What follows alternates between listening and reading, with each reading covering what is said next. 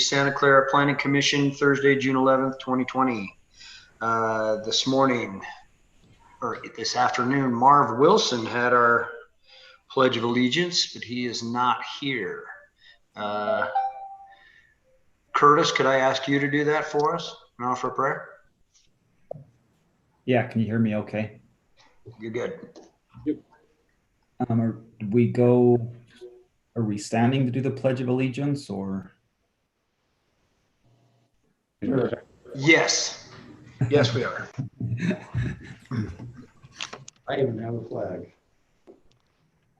Great. Repeat after me. I pledge allegiance to the flag of the United States of America, and to the republic for which it stands, one nation, under God, indivisible, With liberty. and justice for all.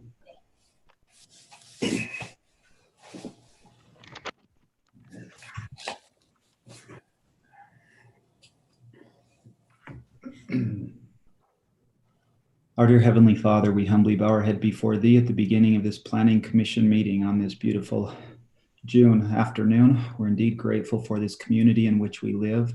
We're grateful for the residents and for the opportunity we have to be a part of this commission and to be able to have some input on the development of our community and the opportunities for service that we have. At this time, we ask a blessing that Thou wouldst accompany us and help us to make correct decisions that will best benefit the residents of Santa Clara, and that we're able to do so in a timely fashion. We also ask a special blessing on the leaders of this great country, that they will be helped to make decisions that benefit us and will strengthen us as a nation and a community. Again, we love Thee and we're indeed grateful for all that we have, and we say these things in the name of Jesus Christ. Amen. Amen. Thanks for that, Curtis. Okay, we welcome everybody that is watching today online.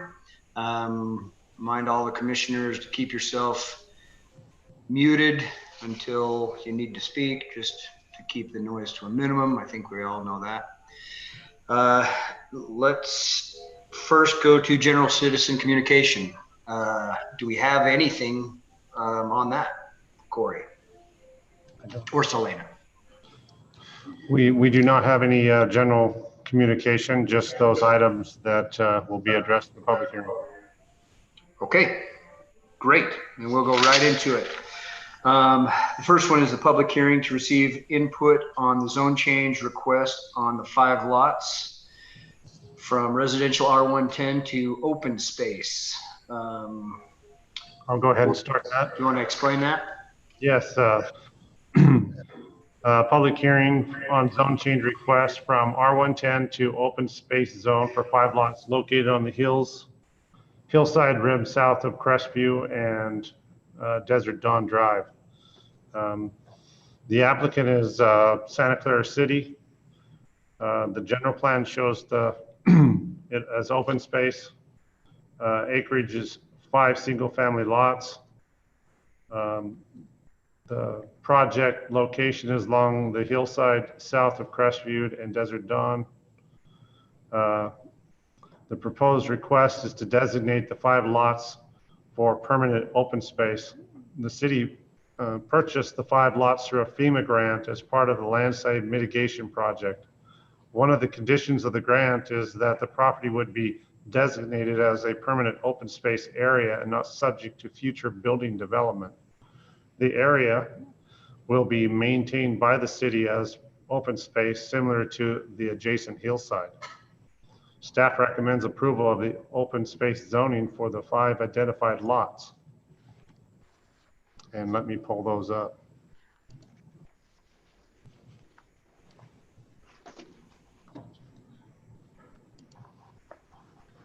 So here's an aerial of Santa Clara, and you can see the dirt lots where my cursor is at. There's a lot right here, 2 lots there and 2 lots here. Those 5 lots where there were some homes that were removed and part of that FEMA grant. So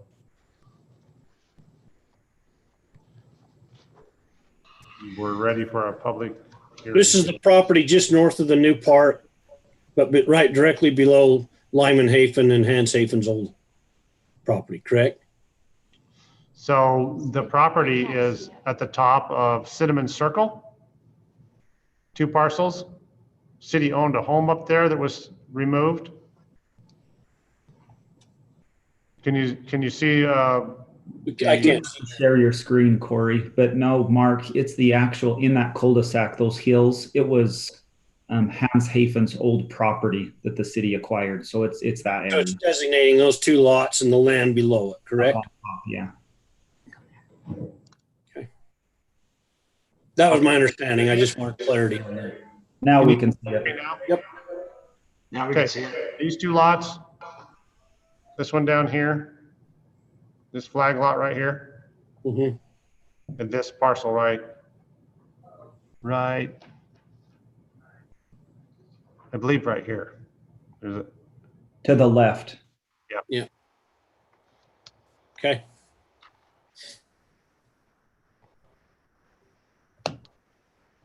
so we did have one, when you're ready, Mark. Okay, yeah, let's hear it. If you're ready to open the public hearing. Okay, well, I have one quick question. Does the city have any plans to do anything with this property at all? No. Like stated in the report, right now it's R110. The city is requesting that it be permanent open space according with the requirements of the FEMA grant that was issued to mitigate the hillside. We tore down 3 houses. We purchased those houses and tore them down. And part of that FEMA mitigation is that they remain permanent open space.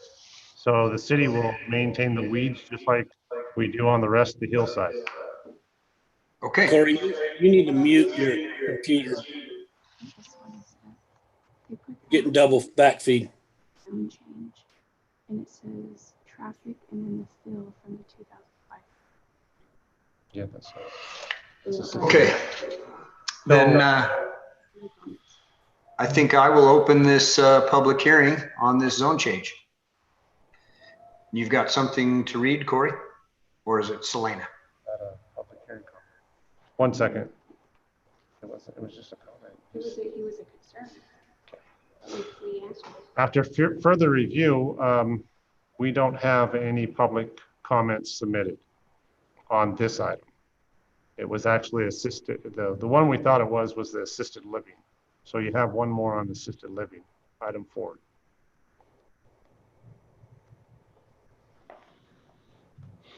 Okay. Well, then let's give it a minute and see if somebody wants to chime in. And if they don't, then we'll just jump down to general business number 1. Yeah. And talk about a recommendation to city council to consider this zone change. I have these people to admit, sheriff, investigators, permit them. Kimball, We don't want all of them in there right now. okay. Development. Marv Wilson, Ryan Anderson, yeah. He's already in there. Okay, well, is that all? It's a public hearing, they can all hear this.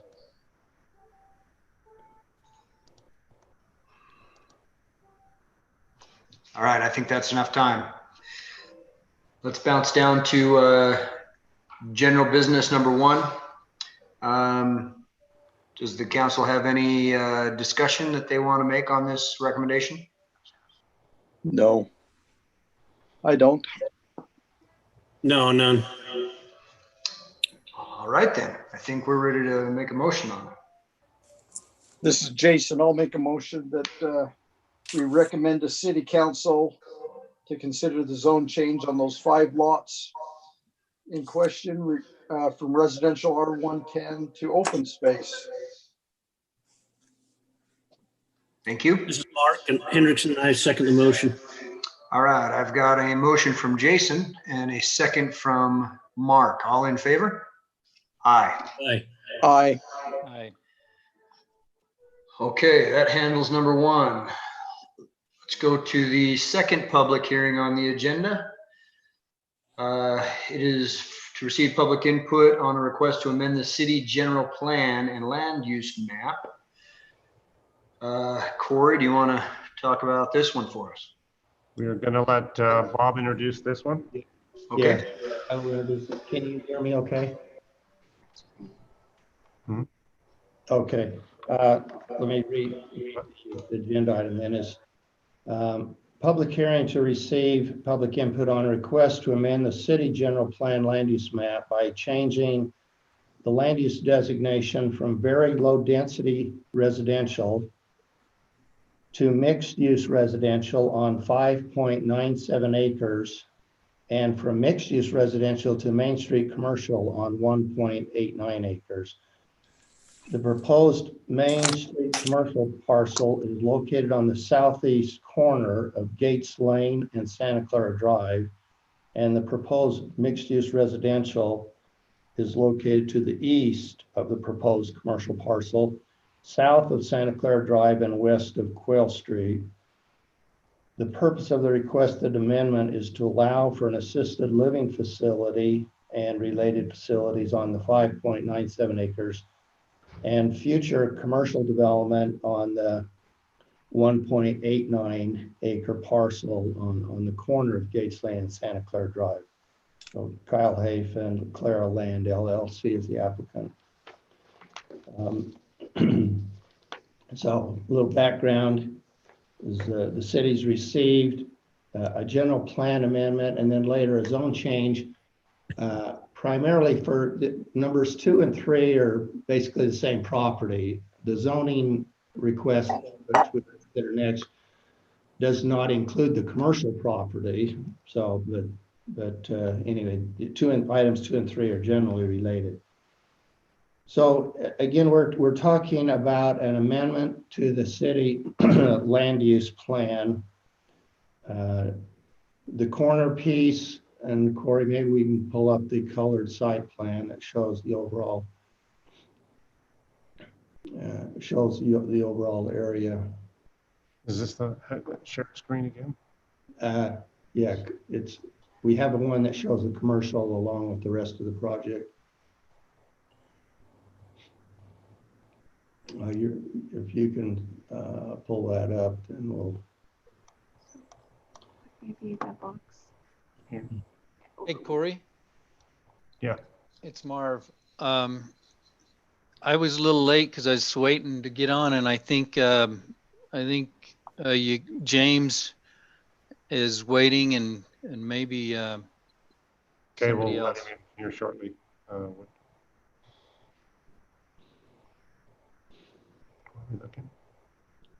I'm here. Thanks, Marv.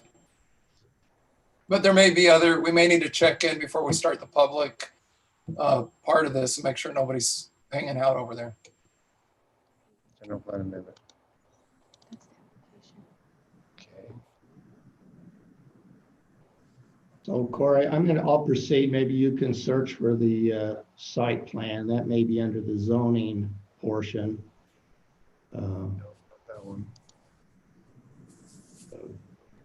Anyway, the property that we're looking at is located between Santa Clara Drive and the Santa Clara River, and between Gates Lane to the west and then over to Quail Street.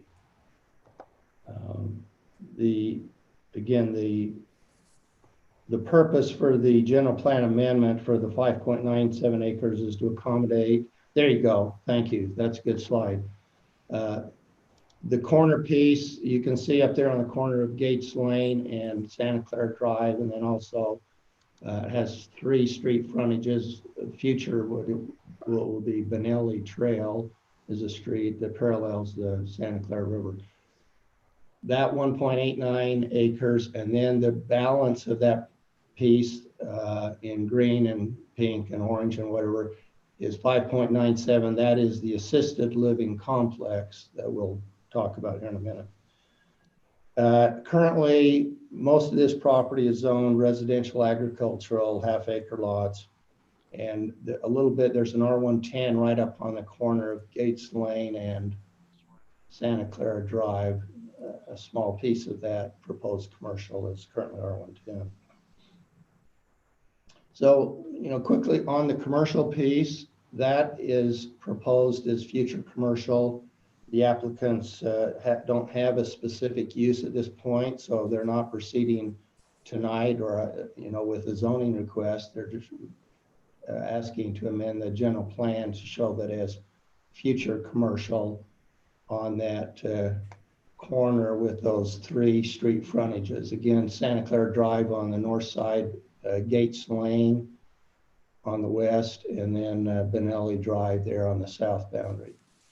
The other portion, the other colored part, the nearly 6 acres, is the purpose of the general plan amendments to allow for an assisted living complex, which is a total of 110 units and consists of independent living units or independent senior living, that's 40 units.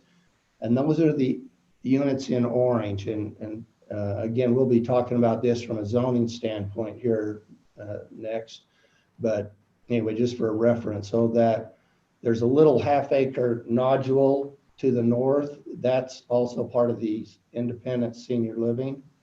And then the other orange buildings just below that as part of the overall 40 units of senior independent living.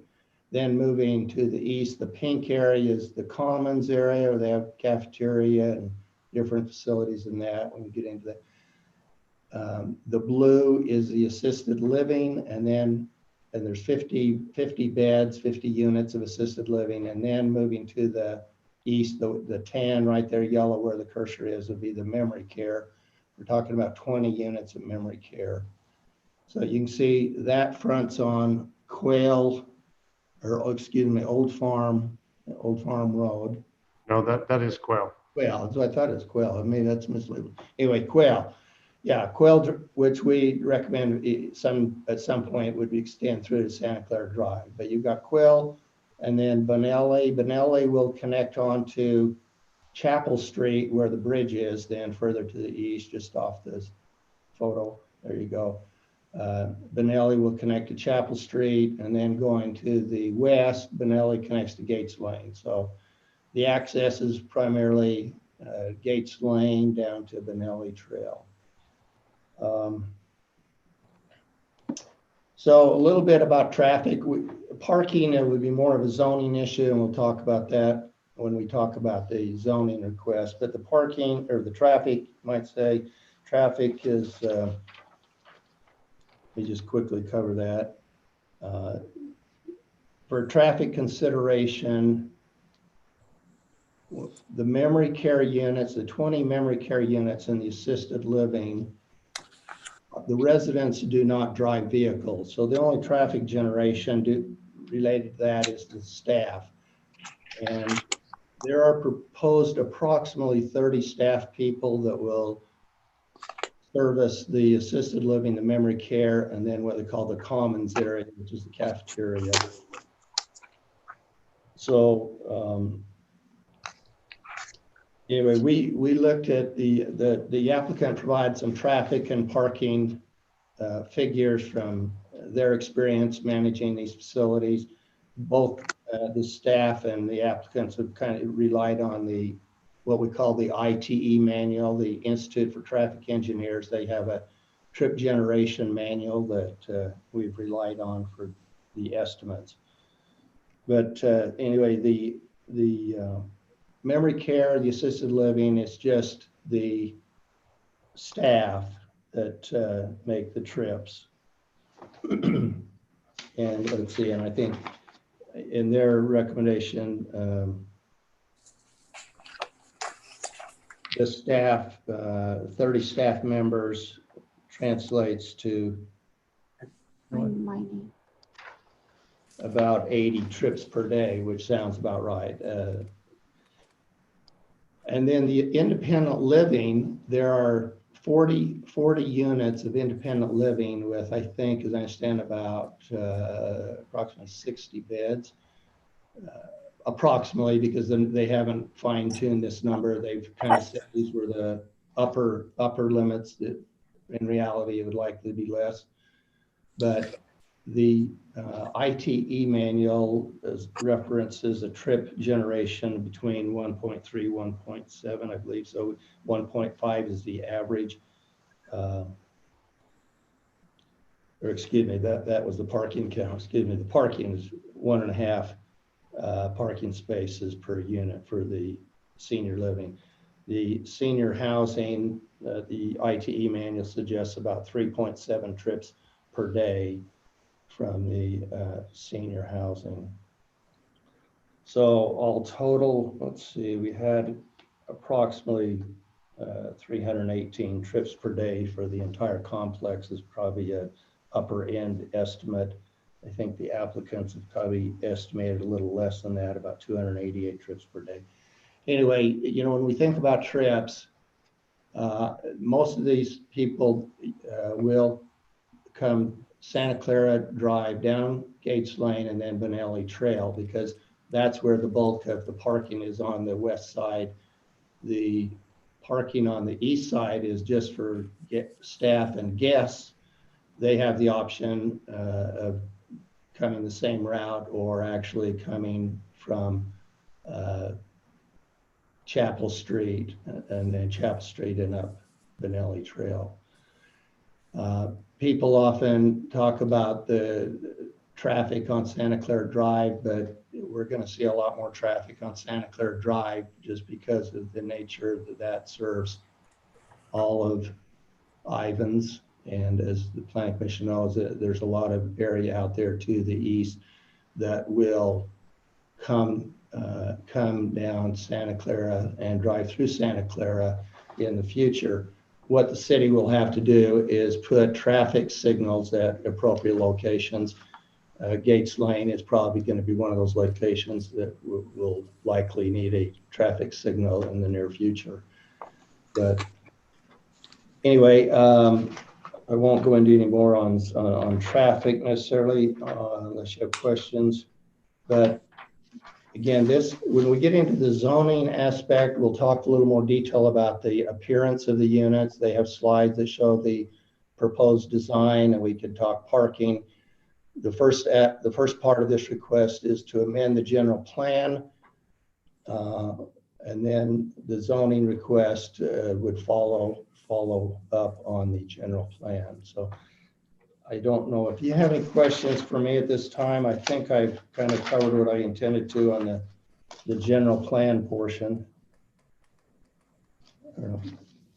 Any questions from Planning Commission? Hey, this is Jason Lindsay. I didn't, in my emails, I didn't get any packet of information. I just got the agenda. Did anyone else get this packet of information? I got it. It was sent out to the Dropbox. Yeah, I think you had to go to the Dropbox to get the report. I got it in the amendment you sent on last Friday, had the attachments, all this stuff. Jason, I had to scroll down to the bottom of the email. I didn't get it either, but there are, because the Dropbox didn't work for me the first time. But right. There are attachments down below. And I just have a question. I don't think this is probably, maybe it's just a distortion, but this plan looks like there is no access on the west side of this building. It looks like it's curbed versus these others, but you said there is access to get into that parking lot down. Yeah, there, this right. Yeah. See how these openings on Bonneli Drive or Trail and is this Gates Lane look like you get in that way, but here it looks like it's walled off right there. Where the well, no, that's probably the sidewalk, but okay. The access is from Bonneli Trail, right okay. Where the cursor is shown.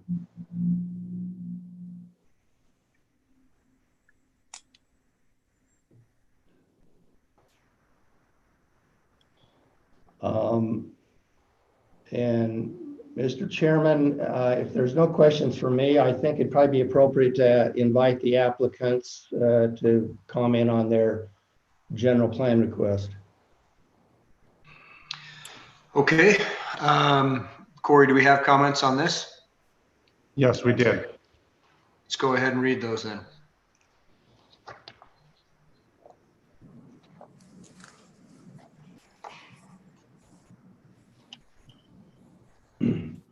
So the first comment is a request for a zone change from R110.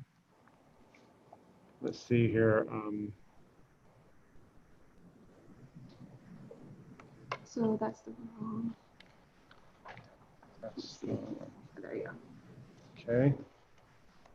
Public comment. This is from JR and Karen Lessman Hughes. We are concerned about the development of Ballard's Field ever since we watched what was dumped there after the flood of 2005. It has toxic materials such as asphalt and biodegradable materials such as many large trees. This has been covered with dirt and should be dug out and cleaned up. This is the entry point of Santa Clara City, and careful consideration should be given to what we want to say about our quaint rural city. Do we want to say we sold out our green space for more taxes and money? I would rather see a tasteful park introducing our historic district and our new residential neighborhoods across the river. Just because it's there doesn't mean we have to put a building on it.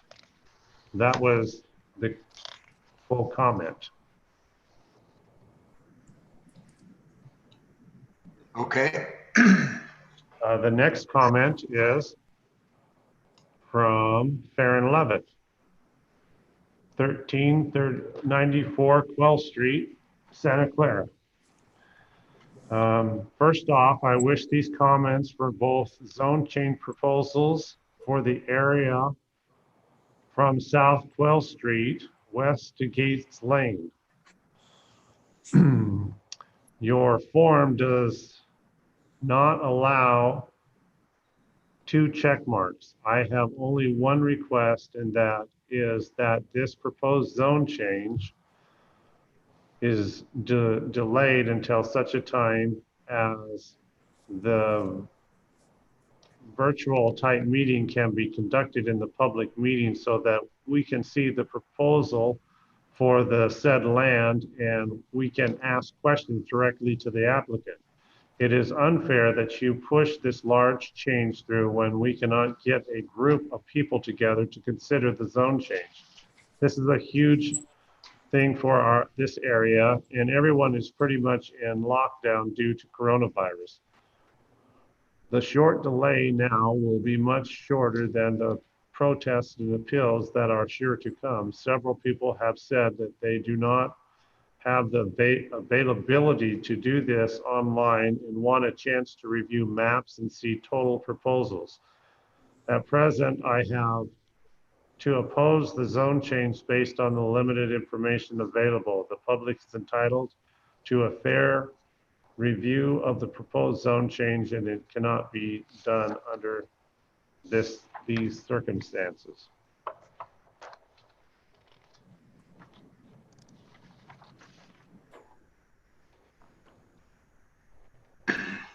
Okay. Are there any others? The next comment is from Larry Ogden, P.O. Box 966, Santa Clara, Utah. His public comment says, I have basically 3 or 4 questions for both items 2 and 3 of the agenda Planning Commission public hearing. As to item 2, while realizing the safety needs not to yet have in-person meetings, many of us would strongly like to actually participate in the public hearing and not just have our questions read. We would like to see, hear, and understand the proposal, questions, discussion, responses, displays, maps, drawings, etc.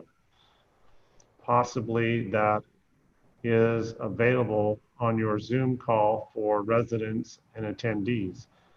But I, for one, did not read your instructions as such. Until we can attend in person or by participating in the Zoom call or some other friendly method, we would request that said public hearing be delayed or postponed. Item 2, we understand the consideration of amendment to the city general plan land use map for a proposed development of an assisted living facility. We don't understand, however, what the developer's plan and intent to also include for additional commercial development and mixed use development. Additionally, what limits, if any, would the city impose as to this type of mixed use?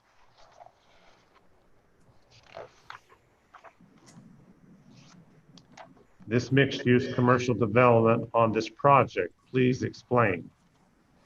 Number 3, what is the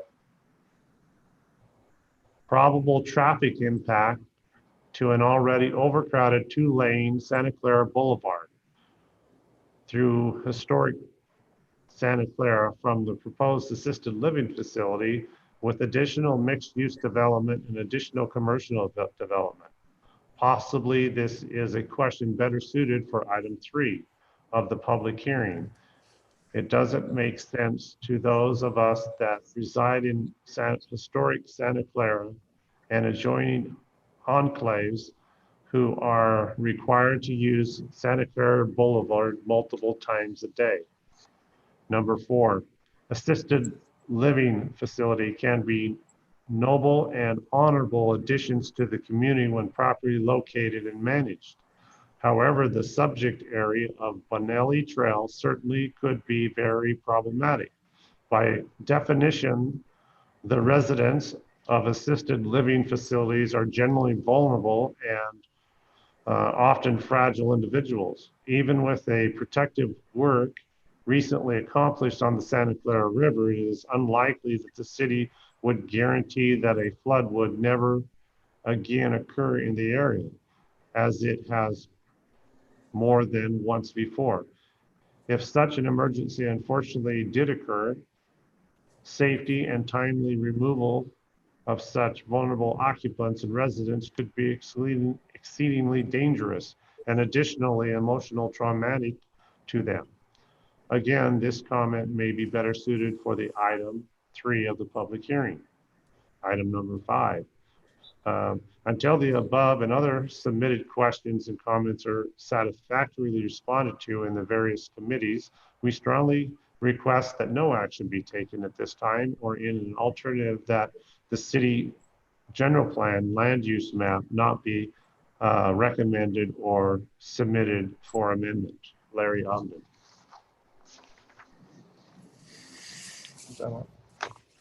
Those were the public comments that were received.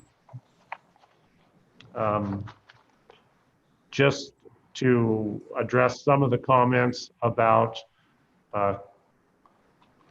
the state of coronavirus that we are in and the way we are conducting our meetings. This is my understanding from our legal representatives that we are abiding by the requirements for these public hearings in the safe manner that law will allow. We're not the only city that are having these public hearings, and they are running them the same way. So we're not trying to disenfranchise anybody. We're trying to give them an opportunity to participate by watching this planning commission and their decisions, and on YouTube, and also being able to comment. Fair enough. Just received another comment. Great. By, this is from Justin D. Kaplan, 1454 Boys Pond Circle, First, I'd like to ask, especially right now, when we aren't permitted to attend these meetings in person, that the city please put all information and packets up on the website for review without having to track it down.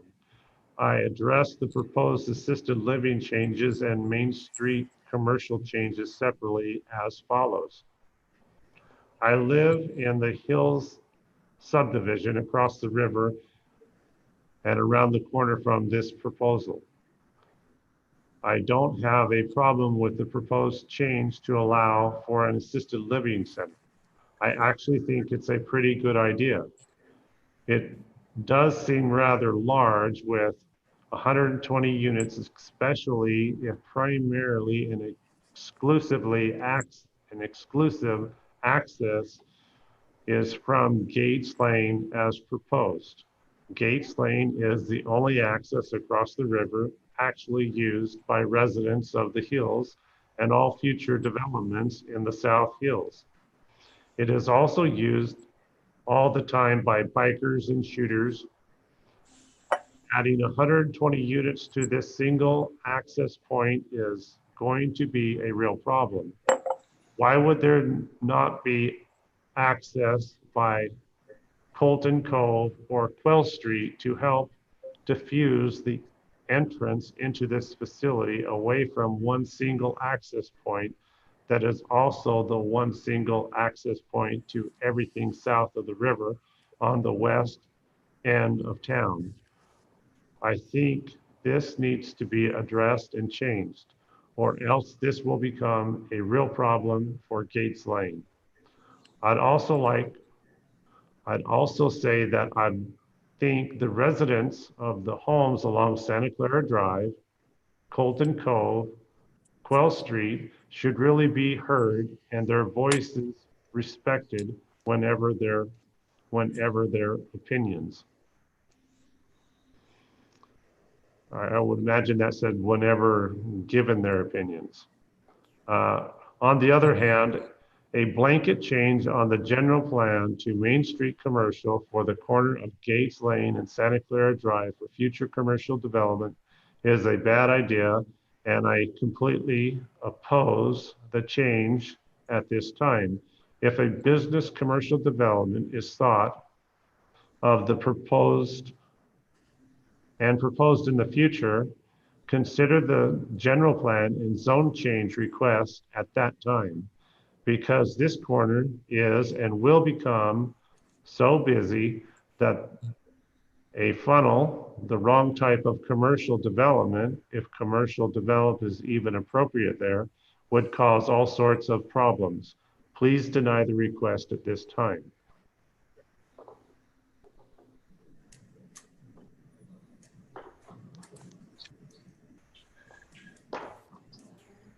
Okay. One more has come in and we're just waiting for it to be transferred to Selena's iPhone. Okay.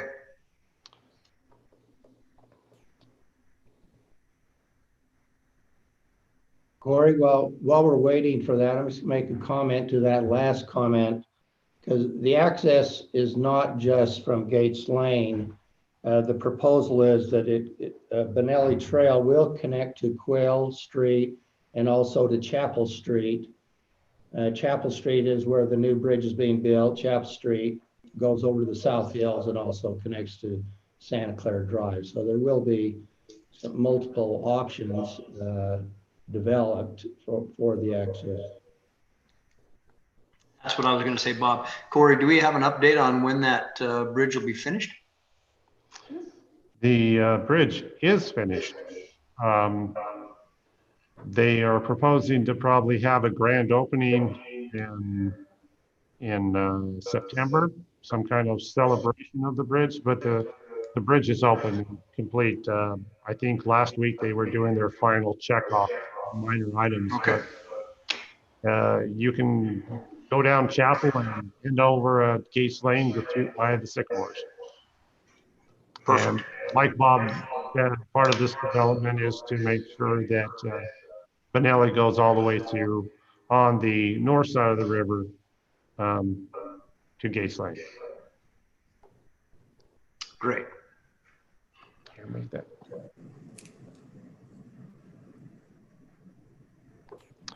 Okay, the next comment is from Ed Coombs, 3309 Hamlin Drive.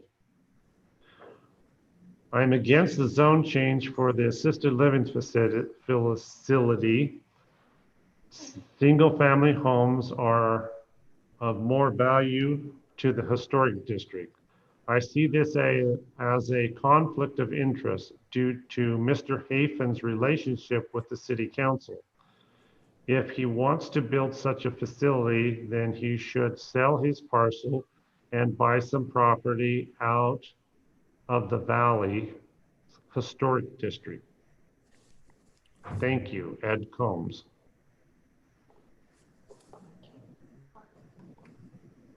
So at this time, that's all the comments we have. Okay. Seems to me like they've got some concerns, of course. We talked about the second bridge, the second access that Justin Kaplan brought up that is already built and done. Do we need to address the time delay issue? I mean,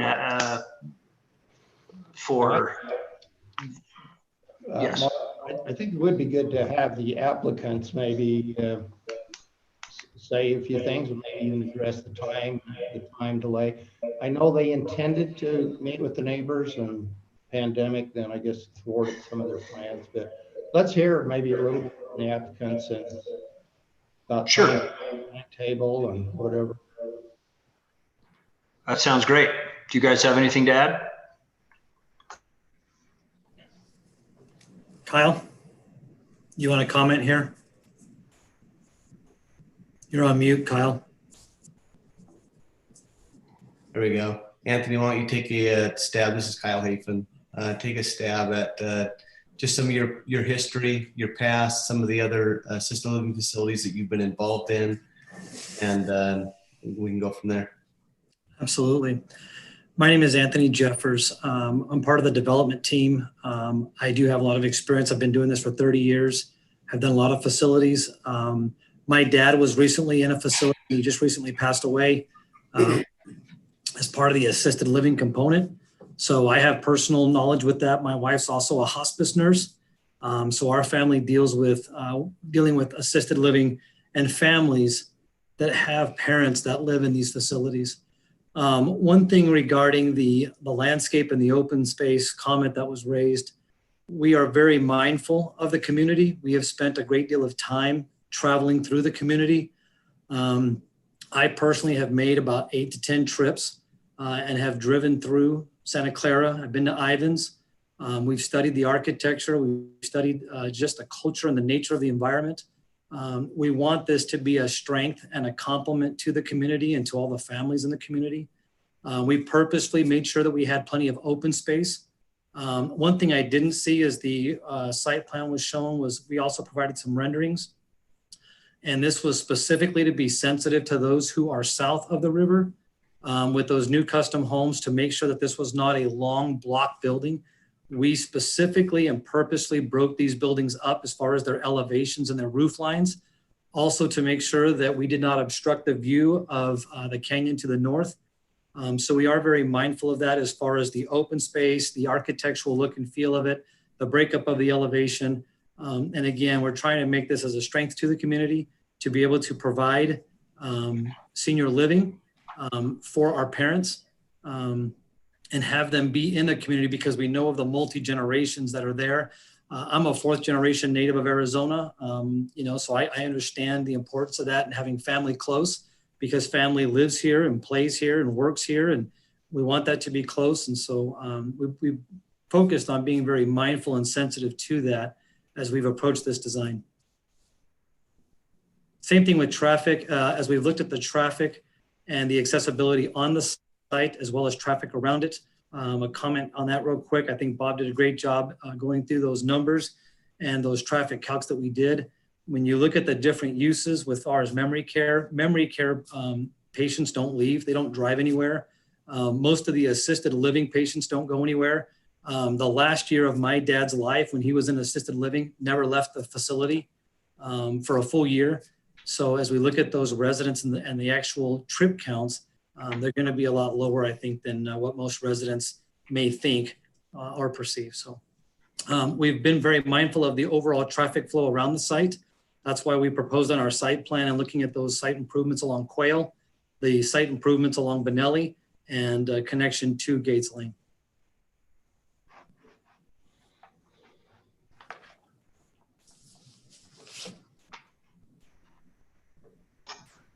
Thank you. All right, council members, do you have anything you'd like to question, add, comment?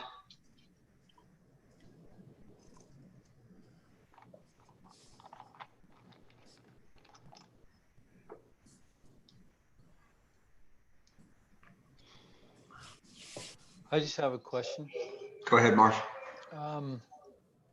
While it's true that the clients or the residents of the assisted living are probably not going anywhere, I didn't catch I was in and out. I had a glitch in the computer, so I may have missed some data.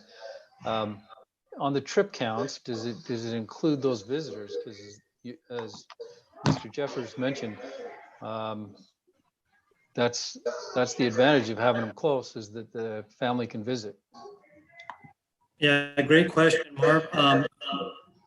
We did, when we actually did our traffic counts, even though we know that most of those residents will not be leaving, we still included them in our trip count.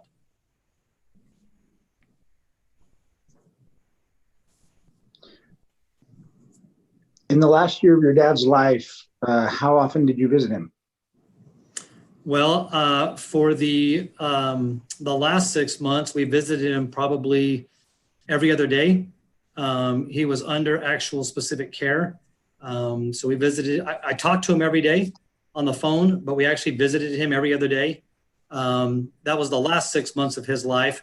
Prior to that, he was a resident in our home, and we had Hospice of the Valley coming in and providing care in our home the first 6 months before he passed. And how many beds are in your facility? 127? No, right now we're looking at roughly 120. And again, that number may change once we get the official market study of really understanding what the market can bear and looking at future forecasting. We do not want to maximize those numbers, but we want to do what we think is going to be best for the community. So right now we are proposing what we think is on the high side and want to have some flexibility of that, knowing that will probably come down once we get the market study. Okay. So right now we're looking at, to answer your question specifically, it's 120 beds. Marv, to answer your question a little bit, this is Bob. I looked at the ITE numbers for senior adult housing, and they estimate 3.7 trips per day. Congregate care, I think, which would be, I believe, include memory care, 2 trips per day per unit, and assisted living 2.6 trips per bed. And I figured up roughly using the beds and all that about 318 trips per day. They've estimated 288 trips per day. So they're pretty close. And I think the overall impact, and you'd know a lot better probably than any of the rest of us, that 300 trips a day on Santa Clara Drive is just going to be another drop in the future bucket of what that street's going to be expected to carry, I guess. Yeah, for the context of the rest of the commission, a normal residence trips per day is around 9 and almost 10 trips a day per house. And as Bob indicates, that the future predictions on Santa Clara Drive are that 300 additional trips are gonna be a virtual drop of that bucket, but it will be a drop. Yeah. Well, I say next time we start a city, we don't build it on a highway.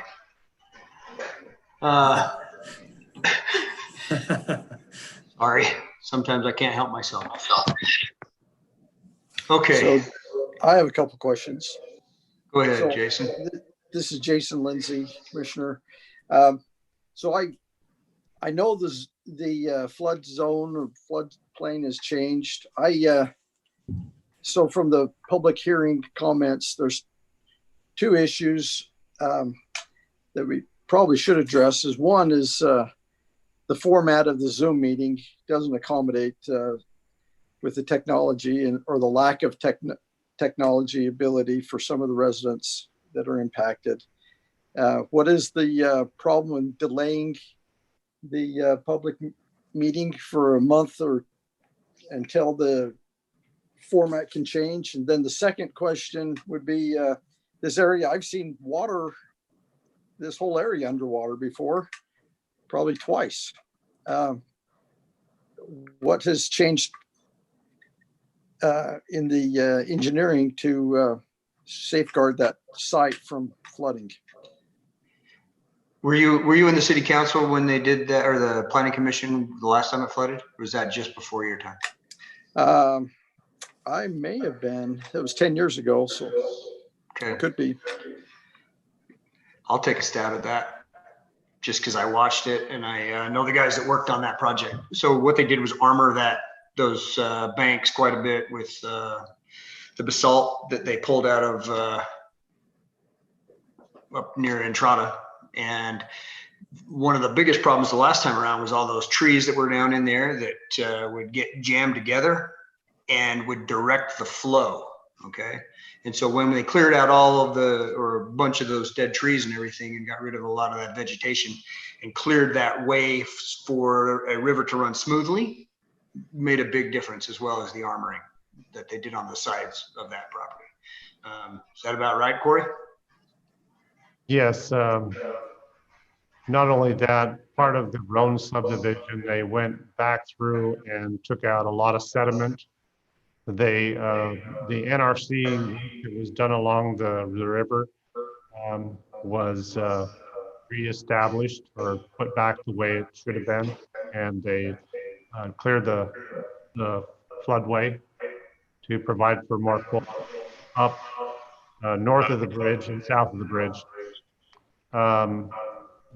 Of course, the public hearings here today is for a zone general plan amendment.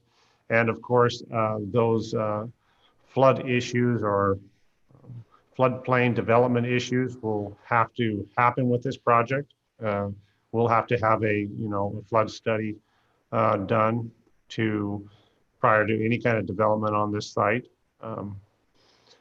We met as a team, as staff out on the site, walked it with Mayor Rosenberg and several engineers, and it was my understanding that those flood issues could be mitigated through submittal of a LOMAR to allow this facility to be built.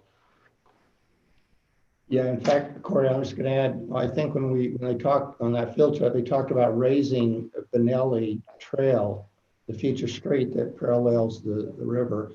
That will be raised quite a bit and then armored with the basalt, and so there'll be the erosion protection.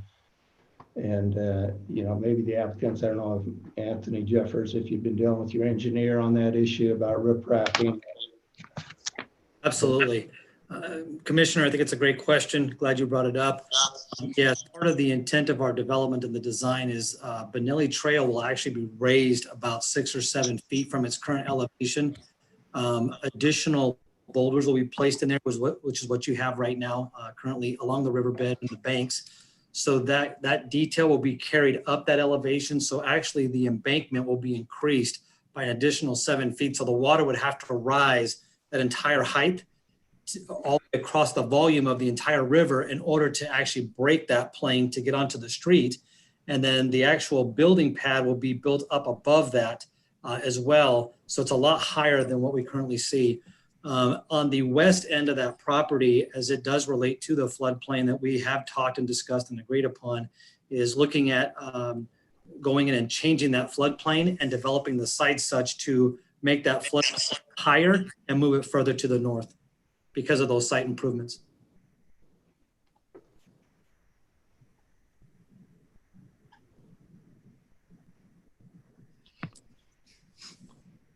The applicant is aware of, as we went through that walkthrough, that the soil that was deposited there will have to have a full drainage and soil testing.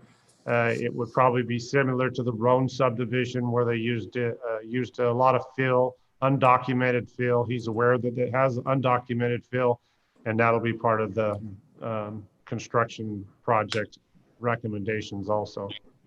Just to address the comment that Karen Hughes made about undocumented fill.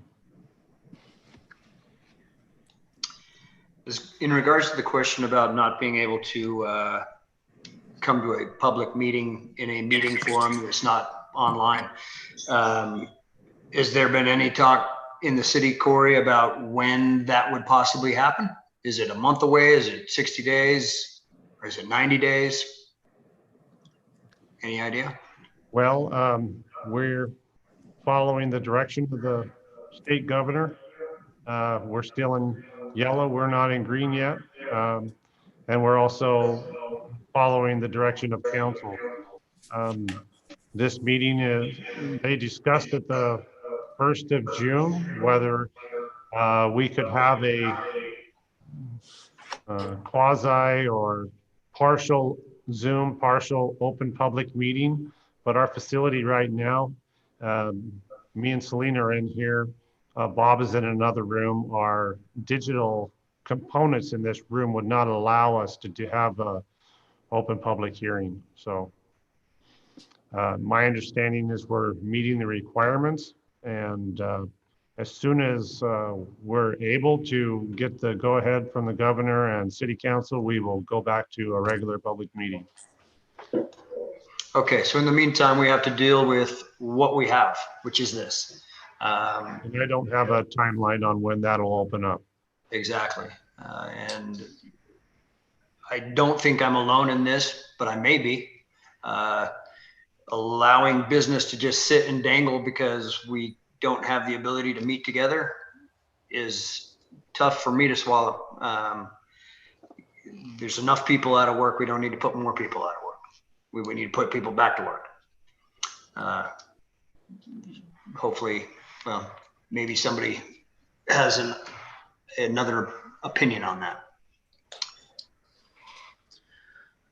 I did have a comment. There was a mention a while ago about the applicants meeting with the residents on their own to kind of discuss some of those concerns. Was there a reason that didn't happen, or could that happen maybe aside from this?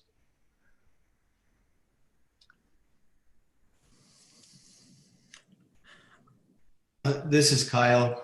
That's a good question, Ryan, with what's happening right now. I don't think it's fair to impose that on anybody.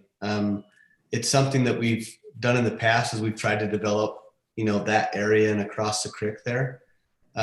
These forums generally, obviously we've discussed this, and that, when they're person to person, some people like those better.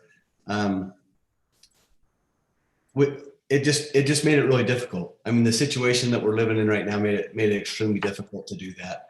I still think people can have a voice. I think people have expressed, some of their concerns and comments, and as well as staff. We have to deal with what we can deal with now, and this is the forum to do it in. And we want to be respectful of that. We want to be respectful of everybody's comments and concerns, and try to move forward. But that would be the answer as to why, we weren't able to do that. Just the situation that we're in right now just makes that really difficult.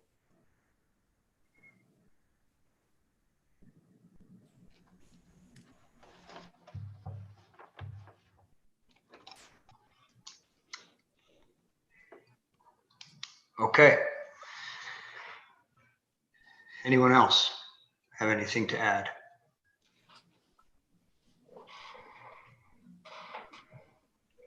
I think that the thing we have to consider is we have areas within our community that need to be improved for the benefit of all. And this is a type of a development that could benefit the whole community. My family has been heavily involved in the nursing home and convalescent center business for well over 50, 60 years throughout the entire United States. And I've always found the developments to be good neighbors.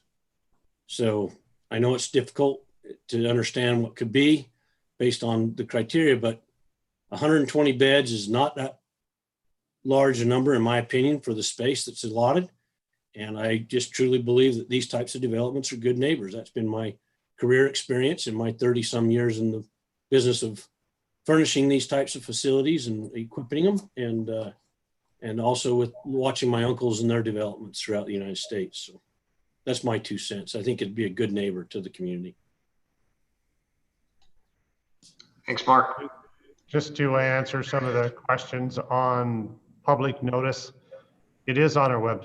The full packet is on our website. You click on the link and it'll bring up the full packet of what you're seeing today. Of course, if this request is forwarded on to City Council, what would be in 1 or 2 weeks, that would be noticed, and usually the citizens are able to comment the same way on this Zoom, or the city office is open. If they want to come down and drop off their comments, they're more than welcome to get up to it that way too. Or if they want to come down and look at the maps, we're available Monday through Thursday, 8 to 5. So.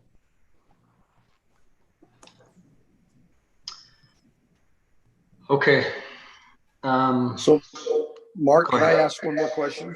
You bet. So on that zone change from mixed use residential to mixed use to Main Street commercial on the 1.89 acres on the corner of southeast corner of Gates Lane and Santa Clara Drive, what will be allowed in that new zoning to go there? Bob, that may be a question for you. What would be the allowed businesses to go in on that corner? So first of all, on that corner piece, they're asking for a general plan amendment, but we're not considering a zoning change tonight. So a zoning change would come at a later date. Normally, the general plan commercial that it translates into a planned development commercial, or Santa Clara also has just a standard commercial zone, and it'd be one of those two. If we look at, was it chapter 66, that it just lists the uses in a standard commercial zone, they're quite neighborhood friendly. They're much more limited, you might say, than St. George's general commercial zone. This is really, the commercial uses allowed under that chapter 66 are, again, quite, neighborhood friendly. But because we don't have a zoning application, we don't know. I don't think the applicants have a specific plan at this point. And so we're not, although later on tonight, we consider zone change for the other portion, the commercial area would not be considered for zoning. It's just they're making a request to designate that on the future land use map that, someday that would be commercial property.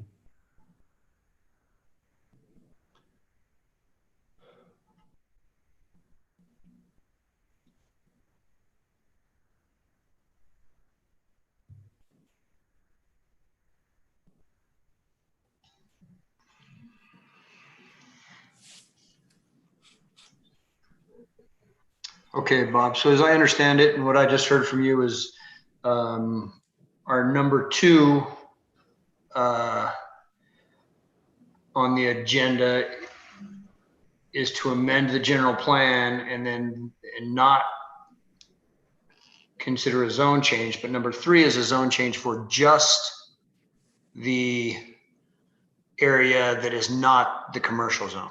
That's correct. Okay. The zoning request is only for the assisted living portion.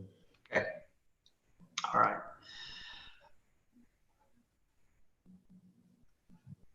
All right. Any other comments come in, Corey?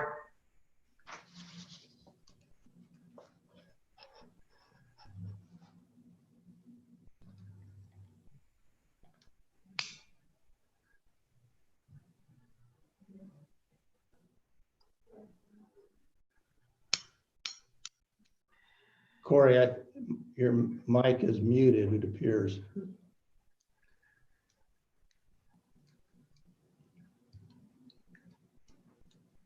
Still mute.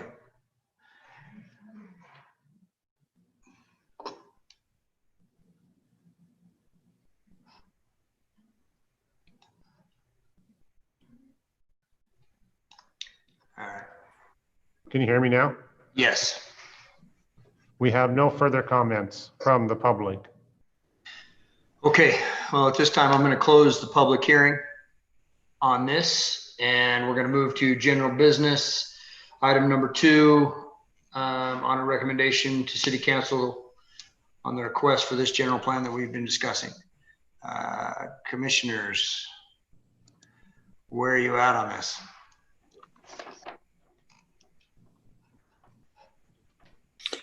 This is Jason Lindsay. I've walked the site. I think it's tucked down behind the property, the homeowners along Santa Clara Drive. And if it's done right, of course, we don't have elevations, but if it's done right, the properties on the south side of the river will look right onto this property. And I think it would be a low impact business that would be perfect for this parcel of property. I like it a lot. Well stated. I like that as well. I'm in agreement with that. Like Mark Hendrickson said, they tend to be good neighbors. They're quiet. If it's well put together, which I think that it will be.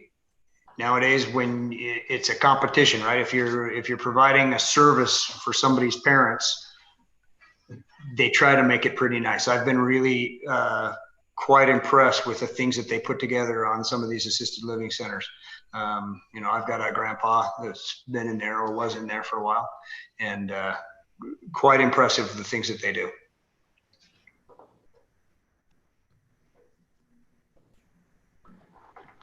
Hey, I also wanted to make one other comment on that Sycamore Bridge. It's the most beautiful bridge I've ever seen. It is fabulous. So well done to the developers who put that bridge together. It's beautiful. It's over here, but bye-bye. Well, now I have to go see it. He's right. It's it's pretty incredible. Speaks a lot to our community.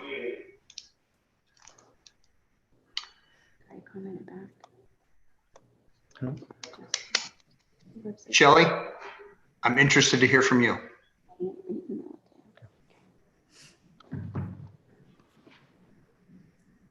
Are you sure? I guess I have some reservation just because of the public comment being concerned about the forum that we're presenting this in. I realize that we're complying with what we have. But as Kyle said, it's very difficult to meet with people and visit with them. It's also difficult to communicate in this type of environment. And so I have some reservation. The project itself, I don't necessarily disagree with, but these are unusual times. And a lot of people, I know we're doing the best we can, but a lot of people are at a disadvantage. And I think that is also needs to be considered. It's a fair point.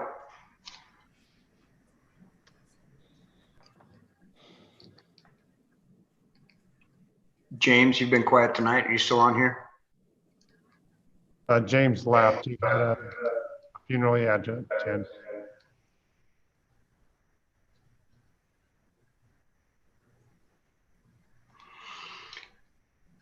Okay. Well, we need to decide where to go, gentlemen and ladies.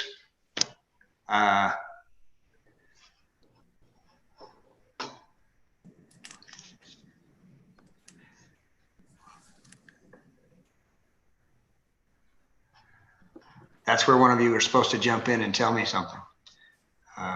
Looking at you, Ryan. Hey, I'll make a proposal for item 2. So we're moving down to the general business, I guess. So Correct. We are in general in a position to recommend to the city council. I propose that we recommend to city council the amendment to Santa Clara City General Plan, that the very low density be changed on the to mixed use residential on the 5.97 acres that's intended for the assisted living center, and also from the mixed use residential designation to the Main Street commercial designation on the 1.89 acres on the corner of Gates Lane and the southeast corner of Gates Lane and Santa Clara Drive. I will second that. Okay, I've got a first from Jason and a second from Marv. All in favor? Aye. Aye. Aye. Aye.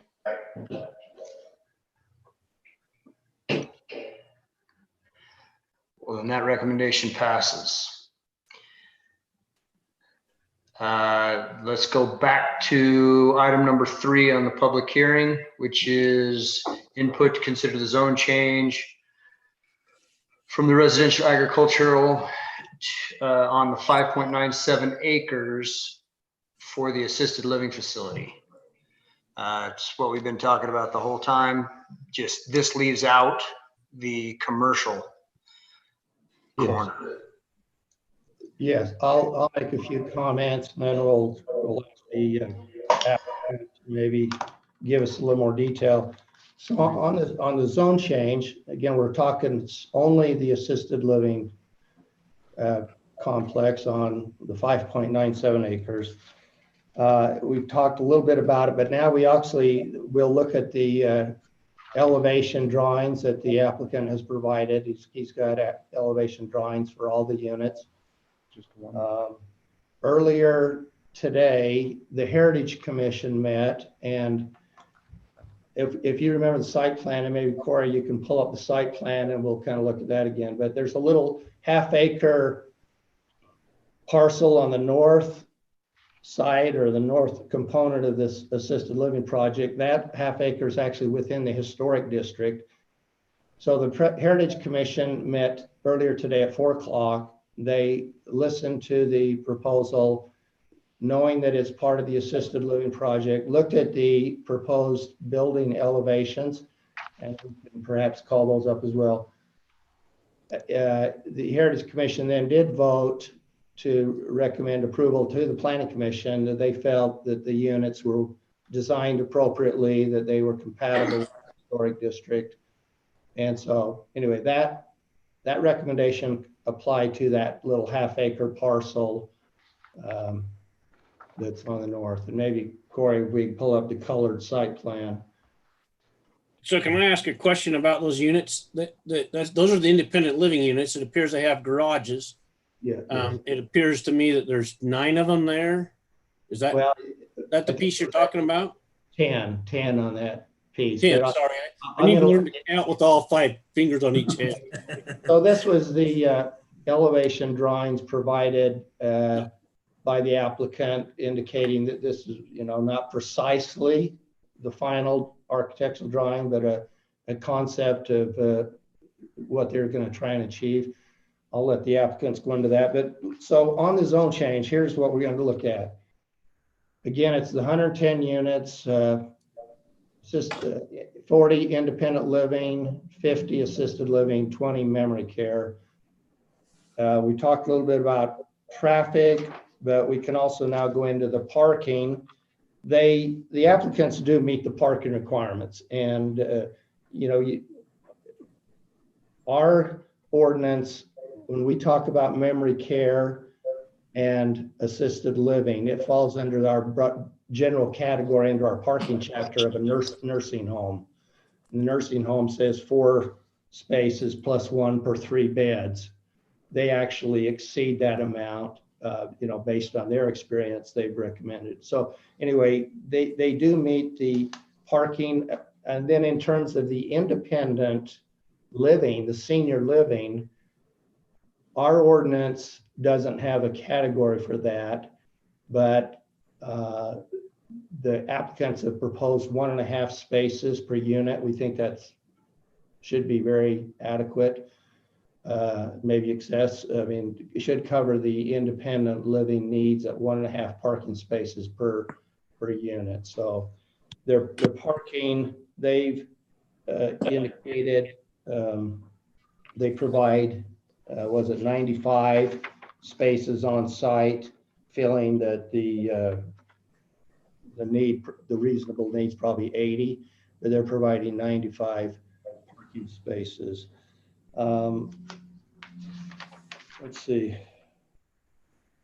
So maybe I think this is a good time to let the applicants walk us through the site plan and talk about their different, they have elevation drawings again for the independent units, memory care, assisted living.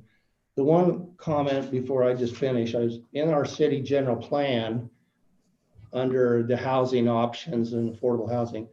It does talk about an objective to increase the variety of housing types within new neighborhoods to accommodate a wider range of life stages and housing needs. So I think one of the goals in the plan has been to Santa Clara to kind of provide the full life cycle for the residents. And right now in Santa Clara, the assisted living is the component that is missing.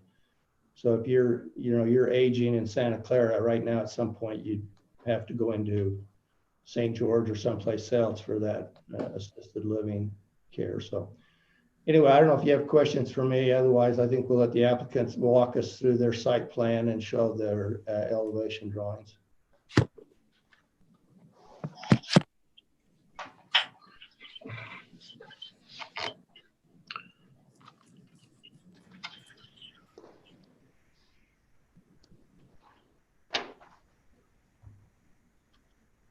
Maybe Anthony, can you explain this, or Kyle, or whoever?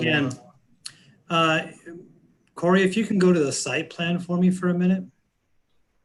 Right now we're seeing the elevation.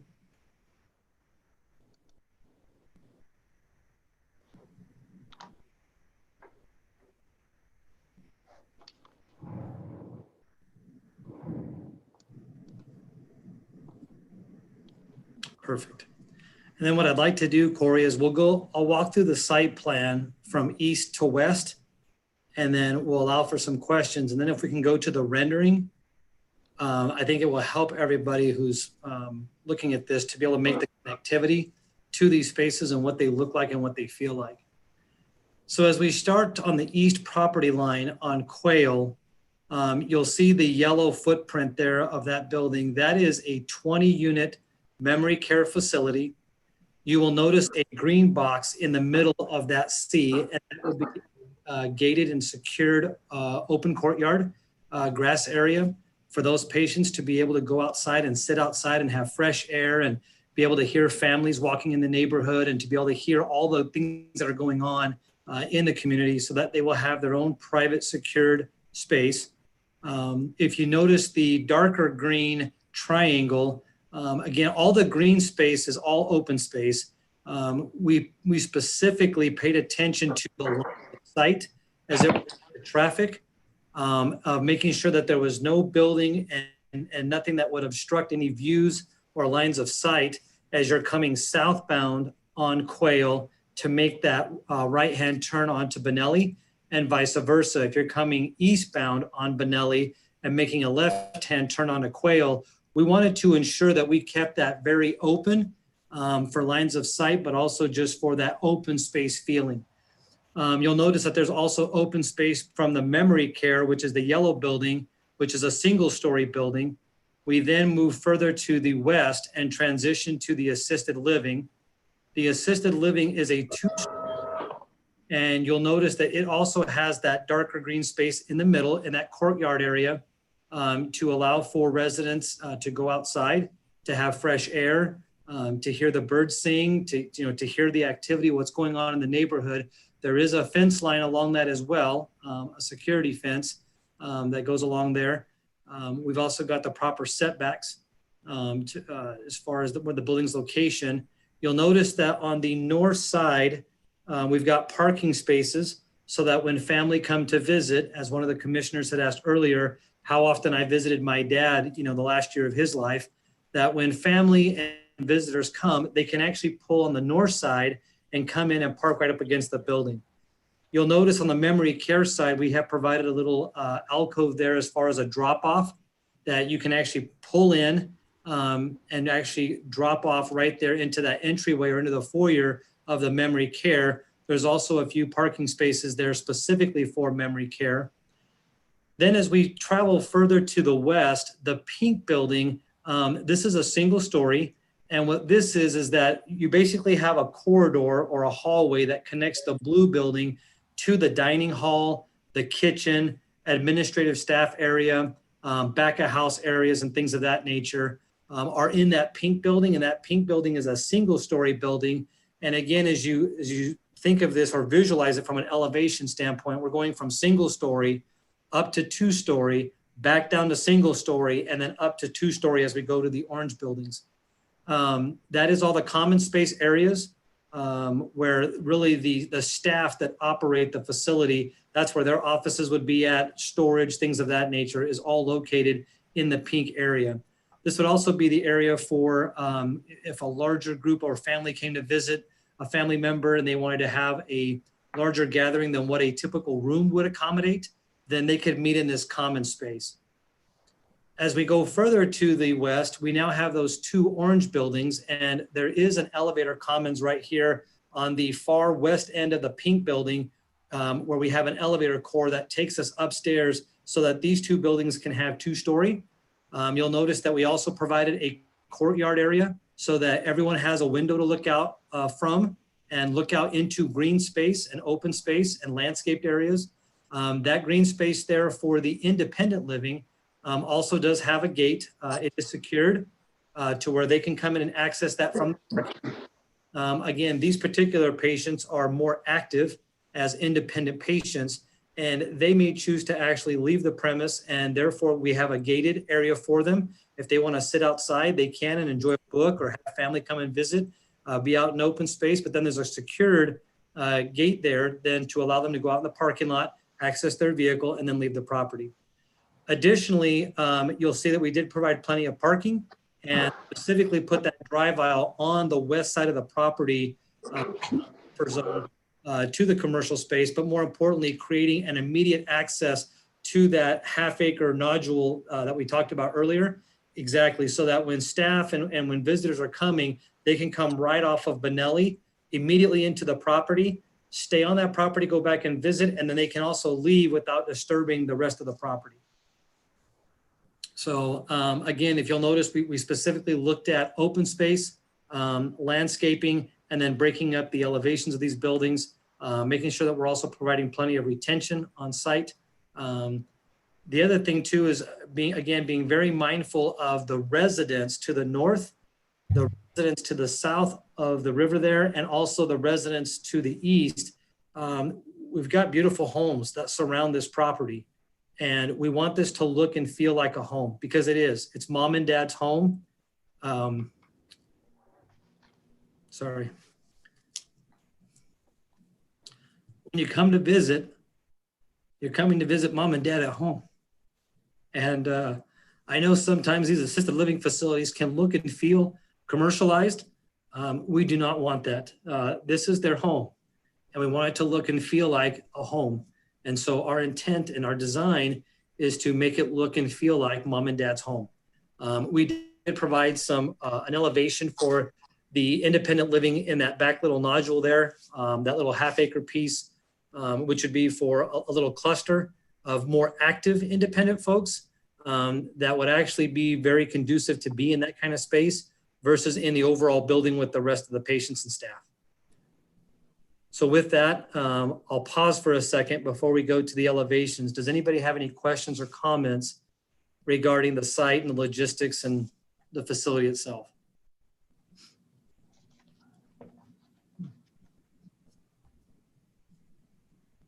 I guess maybe this is the time to ask. I think the only impact, the major impact would be for the residents directly behind the independent living apartments there on that half acre. Yes. What do you intend the back of those units to look like? The back of them, again, will look very similar to a home. It's, it'll have windows, and we haven't determined exactly what the exterior skin will be, whether it's going to be some kind of a lap siding or if it's going to be an EFIS or a combination of those. But again, when you look at this, it would look very similar to something like this, but not have quite as much ornateness or decorativeness to it because it is the back of the house. But as far as, details to roof lines and ridge lines and breaking up that elevation, we would definitely be mindful to that.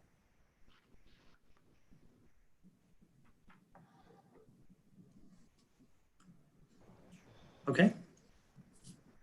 If we're ready then, Corey, if you can go to the elevations that we submitted. Not that one, the other ones of the overall, the main building. Just here. That's won't be that one. Yeah, we provided a handful of elevations from different perspectives. No, that's not it.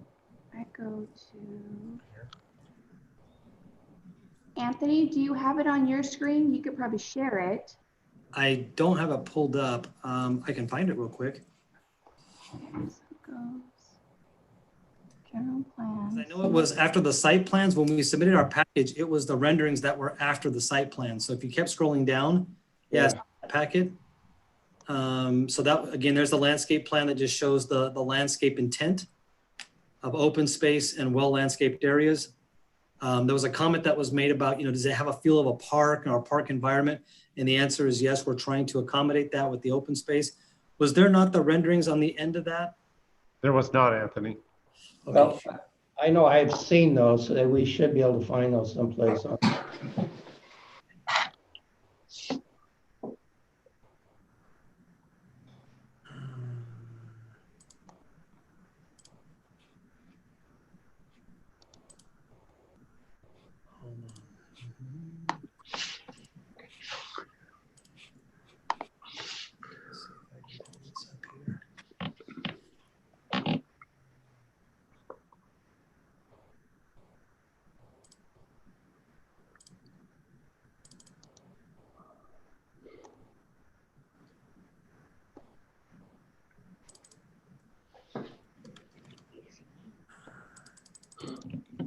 Were you able to find those?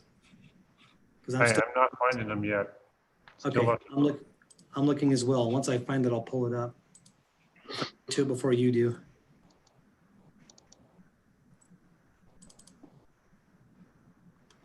Yep, I got it. Here we go. So let me go in here and I'll, if we can share screen.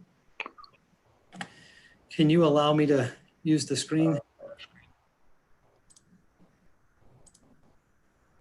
Whoever the host is.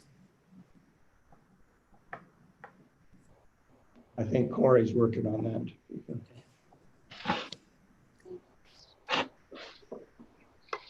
Back out. Go down to his. It's not. Yeah, flip over. There you go. Click there.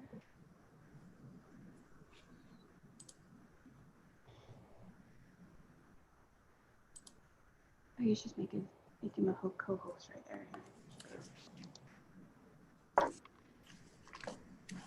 Can you share that now? Let's try here. Yep, there we go.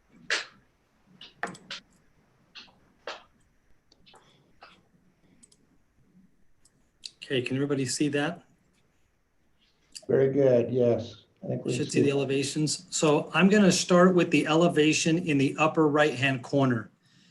This is looking basically at the the corner of Quail and Bonneli. Bonneli is to your left, so that vehicle, that little white vehicle there, is actually traveling westbound along Bonneli. So we're looking due north, right at that corner. And again, you'll notice the open space there and that feeling we want. So as you know, part of the vision of this too is we recognize that families in this area, as they're walking along the river for morning walks or evening walks with the family and the kids, as they walk by this facility, it's going to look and feel very inviting. You'll notice there that that is the south elevation of the single-story memory care that we're looking directly at.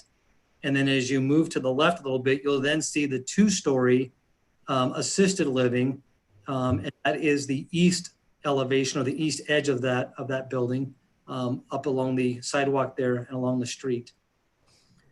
If we transition to the rendering to the left of that in the upper left corner, we're moving further to the west along the site. This is the single-story portion where all the administrative staff is, and the hallway that goes from the two-story assisted living. And the two-story assisted living is hidden behind that tree on the right-hand side of that rendering.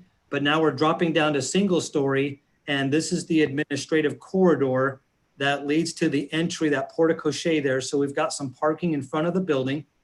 We've got an entry drop-off area that comes into that common space. And then if you look on the left-hand side, you'll notice that we have a single story there where the offices are for administrative staff and things of that nature. We purposely put them on that corner of the building so they can see and monitor traffic when it comes into the site. And as people walk around the property, that property management there that's actually managing the facility can see everything from that corner. If you look further to the left in that same rendering, you'll notice that the elevation pops up, and that is the two-story independent living, which would be those two orange wings that we showed on the site plan. So now if you drop down to the rendering along the bottom, we purposely wanted to do this rendering to see what would it look like from the residents that live south of the river there. And if from there, you know, these are brand new custom homes, and as they're sitting in their living room or their family room or their dining room, and they look to the north, what do they see? I do want to comment that this site does have a 6-foot grade elevation on the existing site. So as you go from the west property line and you go to the east, about halfway through it, which is about where that yellow tree is, where we make the transition from the commons corridor to the two-story assisted living, there is a grade change there. So that's why those buildings might look like ridgeline. They're a little bit taller, is because there is an actual adjustment on that property. So on the elevation on the bottom, you'll notice on the right-hand side, you're now looking into that open courtyard area of the assisted living. So that two-story piece there, that's all assisted. If you look further to the right, to the very far right, you can barely see the single-story memory care in the background. And then as you move to the center of this rendering, you'll see the support staff and that main corridor that connects the whole property together. You'll see the entry, and then you'll see the actual independent living. And you'll notice that we were very specific on breaking up that elevation, so it does not look like a long wall type elevation. We want to break it up. We want it to have soft lines and look and feel like a very nice home, because again, this is mom and dad's home.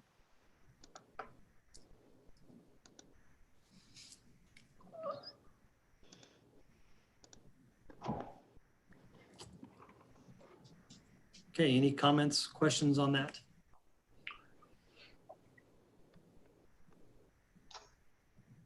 Thanks for that good explanation. You're welcome.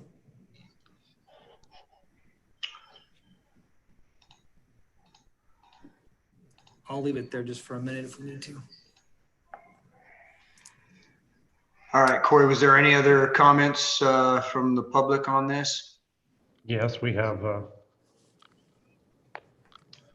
three comments. Okay, so the first one is from Richard Hughes, 3289 Hamlin Drive. Comment concerning the zone change for assisted living facility. We are We are concerned with the increased traffic from this facility, making it more difficult for us to get out on Santa Clara Drive. And how is this problem going to be mitigated? Second, we are concerned with the fill that was dumped into the site after the 2005 flood. We see asphalt, concrete, trees, you name it, was put into the site.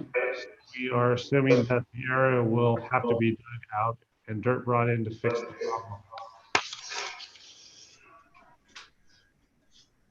problem. We are concerned about the proposal for townhomes being built on the parcel, the increased traffic on Santa Clara Drive. In addition, we are concerned about townhouses being built in among single-family units in the downtown historical section. We are also concerned about the fill in this parcel. It will be tested to see if it has to be removed and replaced.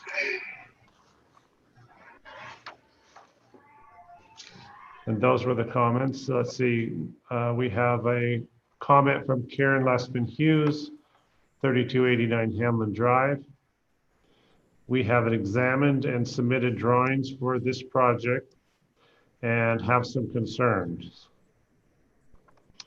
The assisted living development concerns us in regards to traffic. We already have a tough time getting on Santa Clara Drive as it is. This project could result in more traffic trying to get on and off Santa Clara Drive. We don't relish any more construction traffic. The huge rock trucks have been ridiculous and are very, very much wearing on our nerves. The related facilities indicated in this zone change look like it could be townhomes where Betty Colton House now stands, and I am very much opposed to any high density housing that close to the river and in downtown Santa Clara in general. I am concerned that this developer may be trying to get this approved on the skirt tails of the assisted living project. Not okay. Will Phil be brought in to raise the level of land in Betty's pasture? This comment, the end of comment. This comment, Richard Hughes, 3289 Hamlin Drive. We are concerned about the proposal for townhomes being built on the parcel and the increased traffic on Santa Clara Drive. In addition, we are concerned about townhouses being built in among single-family units in the downtown historic section. We are also concerned about the fill in this parcel if it has been tested to see if it has to be removed and replaced. End of comment. The next comment was Larry Ogden, P.O. Box 966, Santa Clara, Utah. I have basically 3 or 4 questions, comments relating to item 3 on the June Planning Commission agenda public hearing. Number 1, while realizing the safety needs not to yet have in-person meetings, many of us would strongly like to actually participate in the public hearing and not just have our questions or comments read. We would like to hear, see, and understand the proposed questions, discussion, responses, displays, maps, drawings, etc., etc.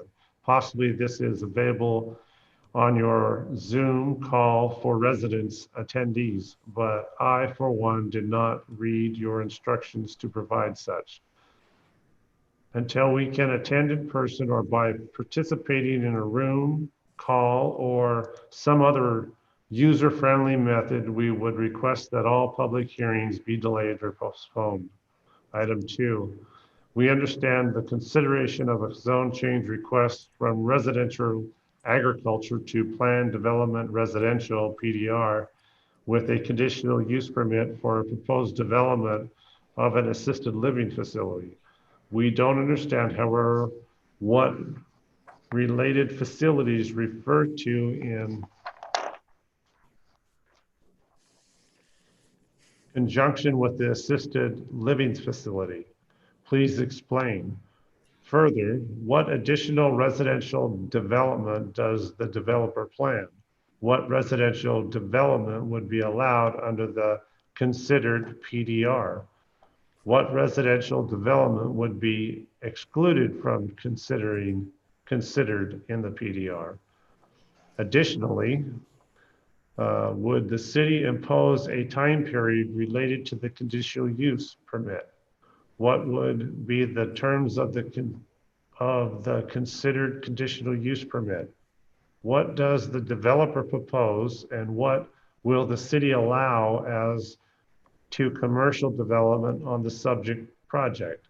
Does the developer have and will the city allow other mixed-use developments on the subject property? Additionally, what limits, if any, would the city impose as to the type of development pursuant to the considered PDR and the attention conditional use permit? Please explain. Number 3, what is the probable traffic impact on an already overcrowded 2-lane Santa Clara Drive through historic Santa Clara from the proposed assisted living facility with related facilities and additional residential developments, mixed use and or commercial developments pursuant to possible zoning of PDR with a conditional use permit? It doesn't make sense to those of us that reside in historic Santa Clara and adjoining enclaves who are required to use Santa Clara Drive multiple times a day. Number 4, assisted living facilities can be noble and honorable additions to the community when properly located and managed. However, the subject area of Bonneli Trail certainly could be problematic. By definition, the residents of assisted living facilities are generally vulnerable and often fatigued individual. Even with the protective work recently accomplished on the Santa Clara River, it is unlikely that the city would guarantee that the flood would never again occur in the area, as it has more than once before. If such an emergency unfortunately did occur, safety and timely removing such vulnerable occupant residents could be exceedingly dangerous and also emotionally traumatic to them. Please advise if this is of concern to the city and the Planning Commission. If not, why? Finally, number 5, until the above and other submitted questions and comments are satisfactorily responded to in various committees, we strongly request that no action be taken at this time, or in the alternative that the request zone change not be recommended, submitted, or changed. Larry Ogden. Those are the comments that we have in writing. Have we received anything electronically? Selena has indicated that we have not received any further electronic transmissions. Okay. Mark, this is Bob. I could respond to a couple of comments if you'd like. All right. Let's just move down to general business number 3 so that we can respond to all these things and close the public hearing at this point on this and move to number 3 in the general business. And yes, Bob, go ahead. And okay, well, I wrote down some of the comments that people came in. the one easiest, he said, well, on the agenda, it says assisted living and related facilities.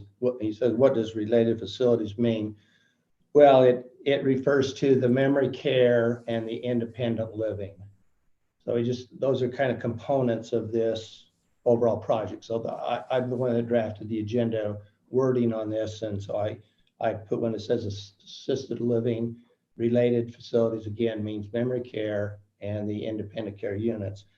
There's another comment about they didn't want townhomes on I think they were specifically saying that little half-acre parcel that's on the north, right behind the dog therapy house. That has been committed to the project. It is part of this project. That was a staff concern early on, but that is now part of this overall project. It's not a separate townhome. It's an independent living facility, just like the other independent living. So again, they're not just townhomes open to anybody. It's part of this development. Also, the Heritage Commission looked at that earlier. They felt good about the design, and they've recommended approval of those units and the design of that area that's within the historic district.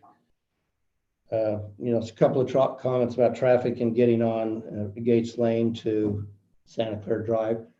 Probably going to be a traffic signal needed there, and I'm not a traffic engineer, and Marv probably will know better when that's going to come about, or Jack Taylor, our public works director, but probably need a traffic signal at that intersection and more at other locations in the future.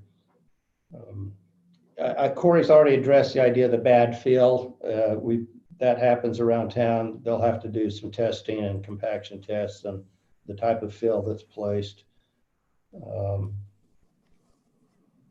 So I guess that's all that comes to mind. Larry Ogden also asked about traffic impact on Santa Clara Drive. We talked about that a little bit earlier in the general plan.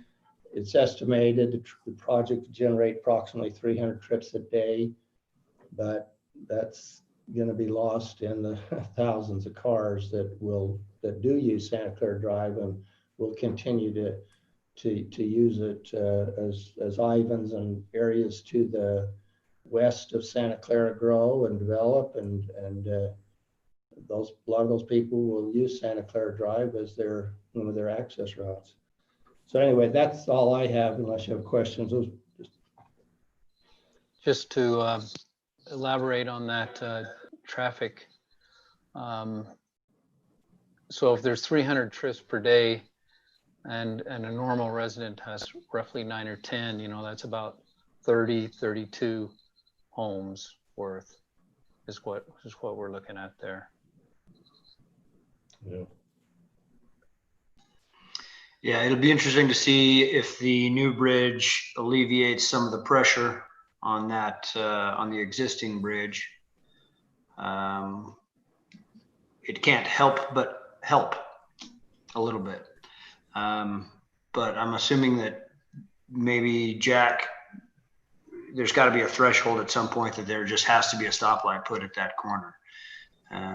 Who knows when we're going to get there? But that's... Yeah, just to confirm, and I can't remember exactly, but I know that is in the transportation master plan, and just guessing it's probably 5 years out.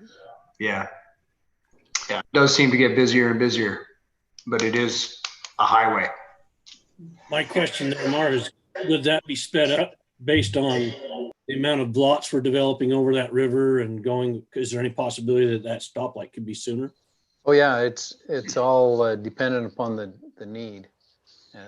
So it was just programmed in about 5 years, but I guarantee you that if that just balloons and blossoms and there's the traffic that was planned happens in the first 2 years instead of the next 7, then yeah, that'll I'm sure Jack will I can't speak for him, right? But I'm sure he will accelerate that.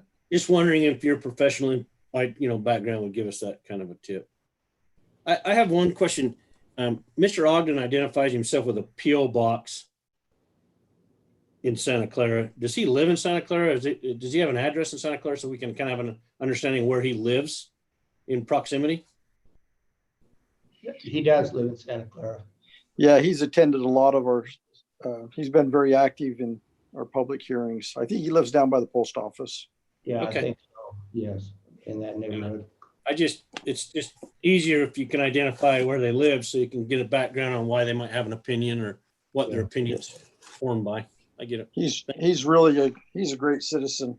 He makes a lot of great comments. Good. Just trying to learn who people are. Yep.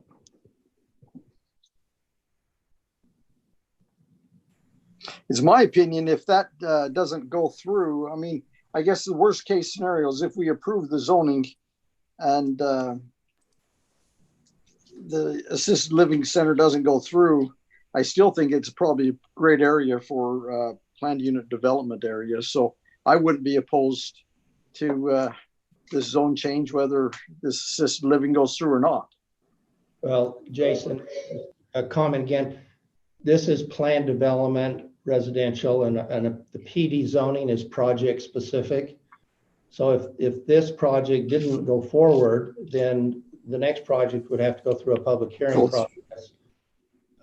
Unless it was the identical project. And if I could add to that as well, Bob, in addition, there were some concerns from some of the residents about, what if we approve this project and then they change the uses? But under the plan development process, the site plan and the uses are both fixed by the project plan. So we couldn't approve assisted living today, and then in 2 years they decide, well, let's just rent those out as apartments or condos. They could not do that with this. Right. And my understanding is there still will be a public comment for the final plat on the assisted living, right? All we're looking at is changing the zoning, or is this looking at the whole plat? Let's see. Well, if it was a preliminary plat, those would come back obviously before the planning commission as well as the final plat. I don't know that this property will be subdivided. Maybe Anthony can comment, but in any case, Won't be. The site plan, it's either going to come through as a detailed site plan, which basically is staff approval based on this, have to be very similar, be the same as this, just in more detail. If it is subdivided, then there's the subdivision process that requires planning commission city council approval. I just mean for some of the resident concerns that will they have an opportunity to voice their opinion or a public opinion later on as we see the actual makeup and the exterior and the exterior elevations that are brought before the planning commission, or will that not happen? Well, this from here would go on to the city council. And so they would consider this at their probably, next meeting perhaps. So that would be their time to really weigh in on the appearance and design and that type of thing. But we're the land use committee for the conditional permit to allow for the assisted living. So yes, that's right. And today we make that decision.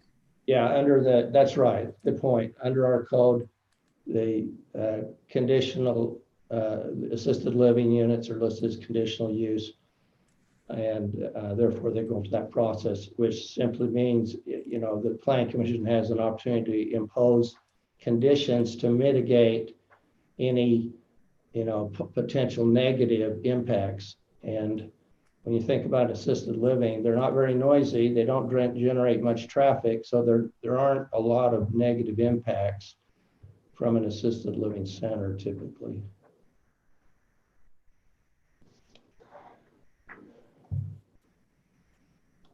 So I guess my question would be, what would the potential negative impacts be? I can't think of any, but what do you think there would be, if any? Well, I guess people have raised traffic. The traffic will increase, but traffic's going to increase. you know, regardless, that when this property develops, if it was a 30 lot subdivision, you'd get the same volume of traffic. So you know, assisted living is one of those uses probably generates very few negative impacts. Yeah, I can't think of any. I mean, the traffic, something's going to go there eventually, no matter what, and that's going to bring traffic. The people that were concerned about the traffic brought traffic from across the bridge. So everything brings traffic. Well, and you're talking, I think your estimates were at 280, and if you put 30 houses in there, that's you're within 10% of residential homes. So, I mean, that impact's going to be there no matter which direction you go. But I'll also give you this. My mom lives she's not in assisted living, but she lives in a development like this. She doesn't have a car. We don't, she's 87 years old. We don't let her drive. I mean, so you got that factor to consider too. So let's be honest. I mean, we're going to have impacted traffic. It's a nightmare. I feel terrible for the people on Santa Clara Drive. There's no question, but we're going to have this until we can get the proper traffic flow out and around us. And it's just something that we're going to have to condition ourselves to work through as we go forward.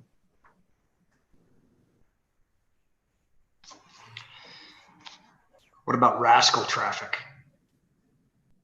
There's a lot of that. Awful lot of that. Okay. All right. Anything else? Yeah, just one other.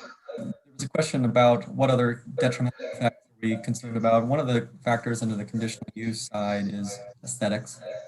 You know, that could be a concern with a larger structure. But the question for the commission is going to be, what have they done to mitigate? And it looks like there's quite a bit that the design takes into account, try to mitigate the aesthetics and make it harmonious with the area. That is one other factor. Yeah. And I appreciate that, Devin, because you're right. That is a factor. And as I looked at those renderings, they looked very residential to me within spec. I mean, within reality to the size and consequence.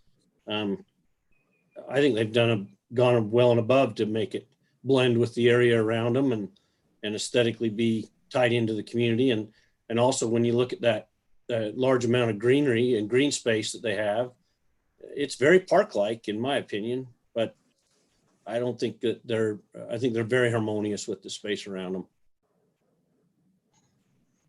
Agreed. I think they've done a great job in trying to mitigate the way it looks so it doesn't look institutional. And that's the important part.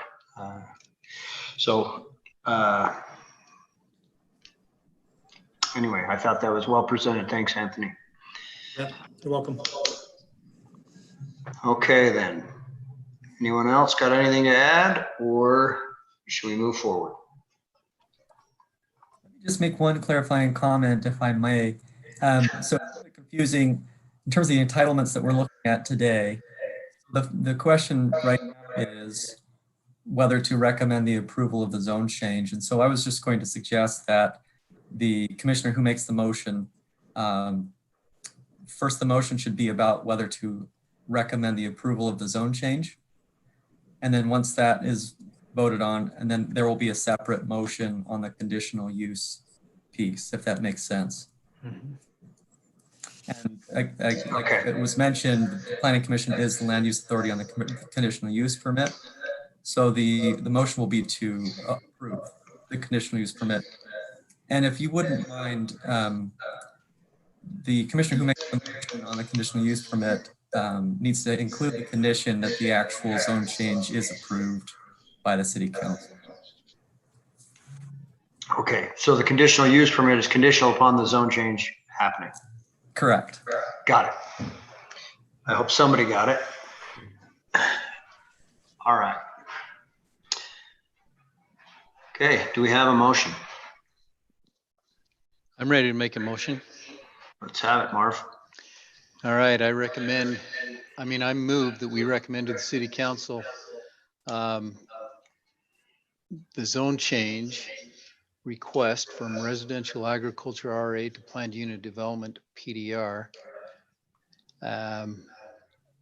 for the property that was identified on on approximately 5.97 acres north of Bonneli Trail. I have a first. Would somebody like to second? I'll second it. Mark Hendrickson. I have a first from Marv and a second from Mark Hendrickson. All in favor? Aye. Aye. Aye. Okay, the second part of that would be a motion to accept the Okay. conditional use permit. I'll take care of that one. I make a motion that we approve the conditional use permit for the assisted living facility as outlined, that the city council approves the zone change. Is that correct, Deb? Correct. Okay, I have a first from Mark. Do we have a second? This is Curtis. Okay, I have a first from Mark and a second from Curtis. All in favor? Aye. Aye. Okay, that recommendation, moving on. Number 4 on the general business is to determine if an automobile impound yard is in harmony with the character, intent, and purpose of the plan unit, commercial in Santa Clara Historical District. Haven't we seen this before, Corey? You're on mute. You're muted, Corey. You're on mute.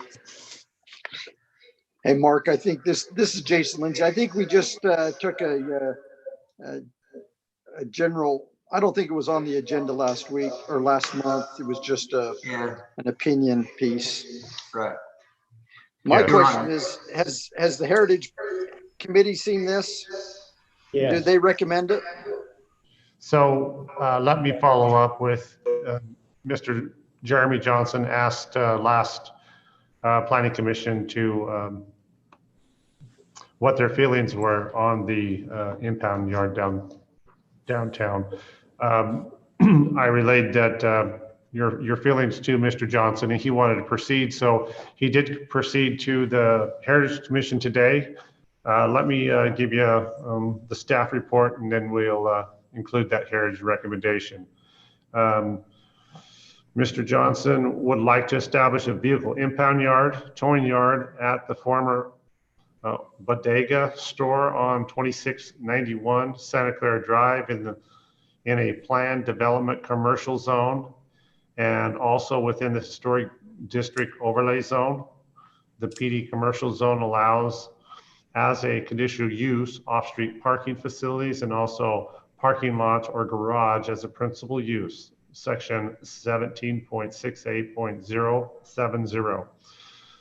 The PDC zone does not list an impound yard as a permitted use or a conditional use. However, in section 17.68.070D, at the end of the list of permitted and conditional uses is the following statement: other uses similar to the above and judged by the Planning Commission to be in harmony with the intent and purpose of the zone.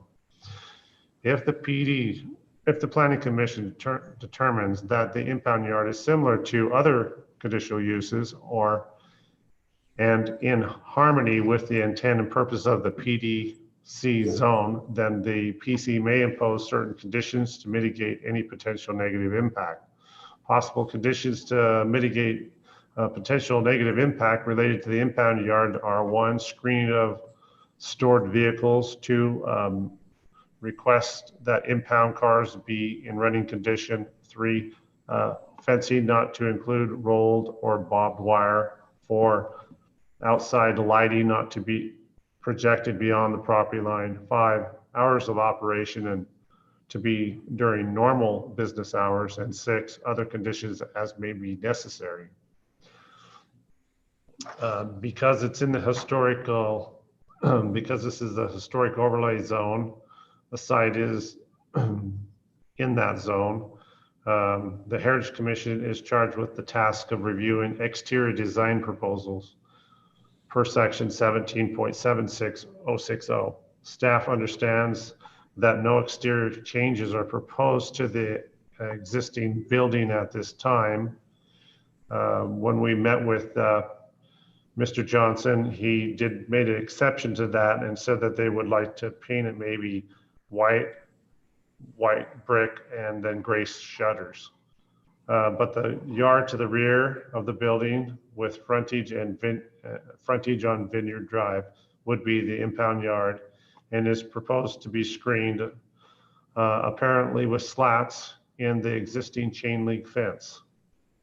Staff's comments: impound yards are typically found in industrial zones or commercial zones outside this historic district. The Heritage Commission can make a recommendation to the Planning Commission regarding any exterior design changes such as fence screening or whether impound yard is an appropriate use within the historical district. Like I said, this went to the historical district today at 4 o'clock. Their recommendation was denial of the requests.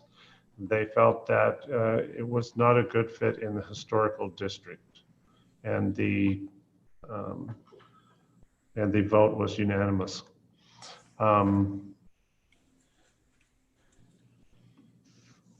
In considering this this request through the Planning Commission,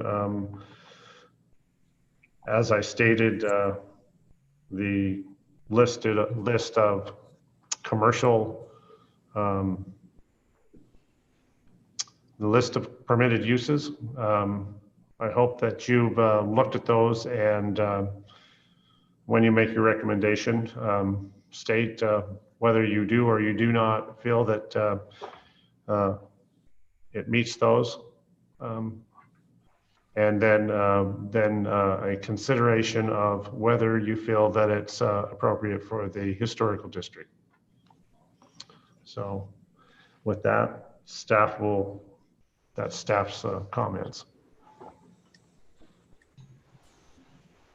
Okay. Thanks, Corey. Welcome. Yes, we did talk about this last month. It was more of an informal consensus, I guess, or a census on this. It doesn't look like the historical district approved it. I think with fairly good reason. Like I said last time, I've been to an impound yard. Don't ask me how or why, but I've been there.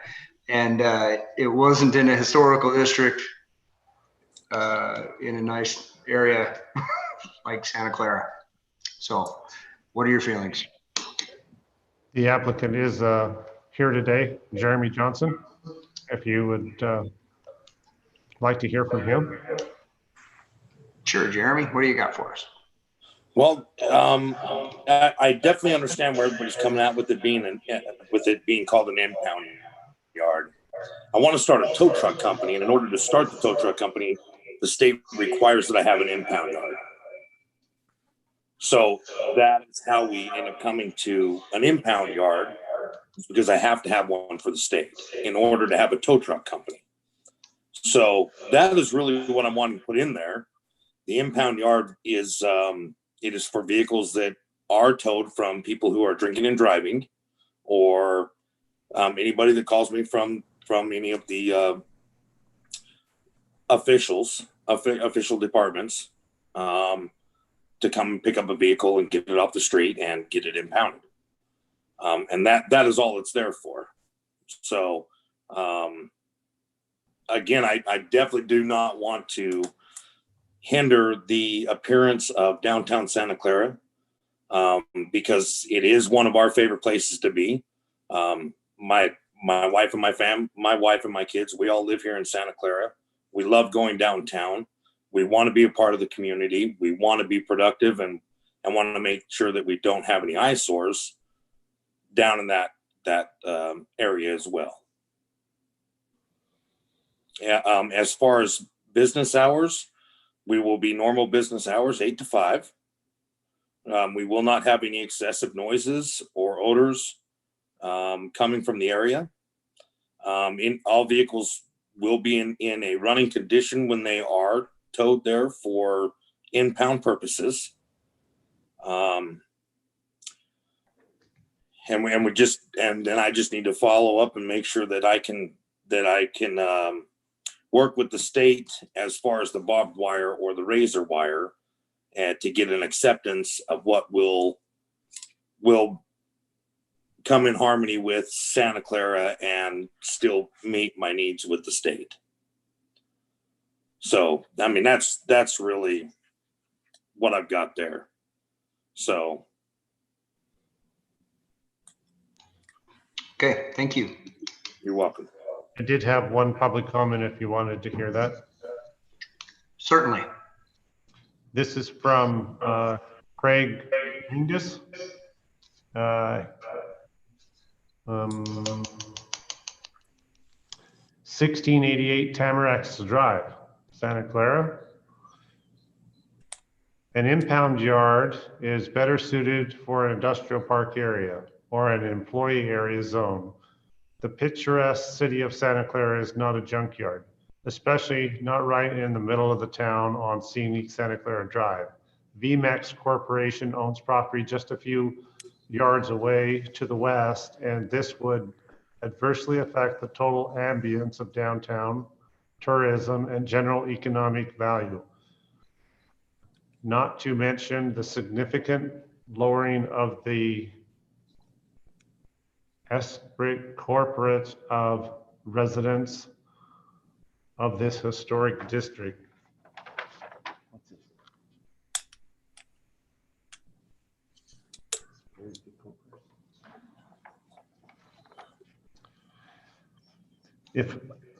If political favors have been called in and this is even seriously considered, then substitute the impound yard has to only store autos made in 1940 or older. The tow truck and other equipment is also to be 1940 vintage or older. Then it is quasi-historic. Thank you for alerting me to this situation. I care about Santa Clara greatly, having been a resident for 34 plus years. Due to electronic meeting systems, I will be available for comment and questions via telephone during the Planning Commission scheduled meeting. Thank you in advance, Craig L. Mangus. That was the comment. I don't think we need to call Craig back. I think we got his point. I almost got my hackles up a little bit when he started in on if political favors have been called in, but it finished so wonderfully that if you knew Craig, you'd know where that was aimed at. That's good. I don't know him. It was Craig to a T. That's hilarious. I think we talked about this last time enough. I mean, I used to serve on the Heritage Commission. It would take something very, very seriously wonderful to ignore what they recommend.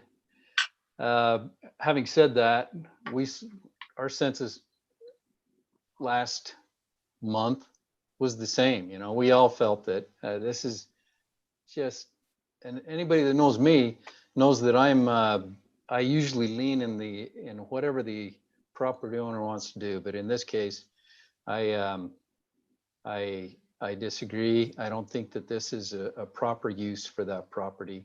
That a tow truck company or an impound yard is proper for the historical district. I agree. I'm pro-business and I wish Mr. Johnson well, but I'm not in support of that use at that location. Commissioners, just really quickly, so we covered a lot of territory. So the question is this requested use similar to the other uses that are allowed in this zone? And so you've got that list. So that's the first question. Is it similar to the allowable uses in that zone? And then the second question is it in harmony with the intent and purpose of that zone? So if you could focus your comments to those questions and answer those questions, that would be best. And if you would it be helpful if I read the allowable uses to the commission? Maybe that would be helpful. Okay. Here are the permitted uses.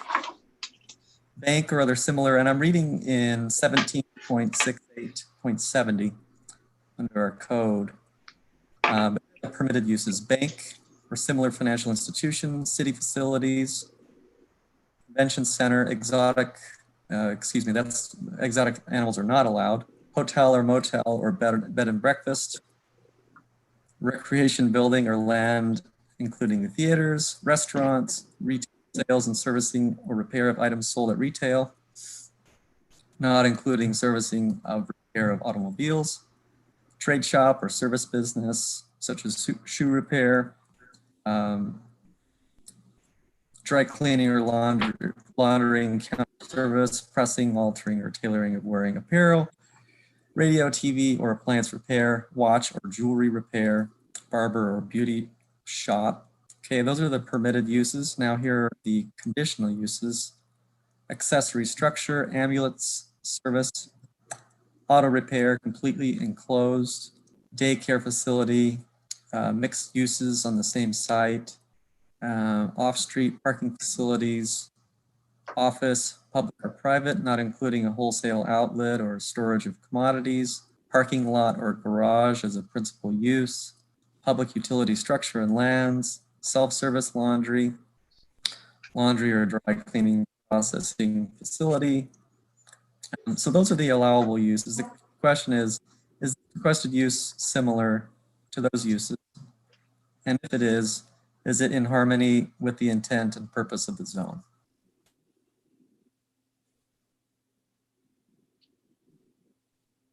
Yeah, in my opinion, I think the answer is no on both accounts. I agree with Marv. I agree with that opinion also. I agree with that opinion too.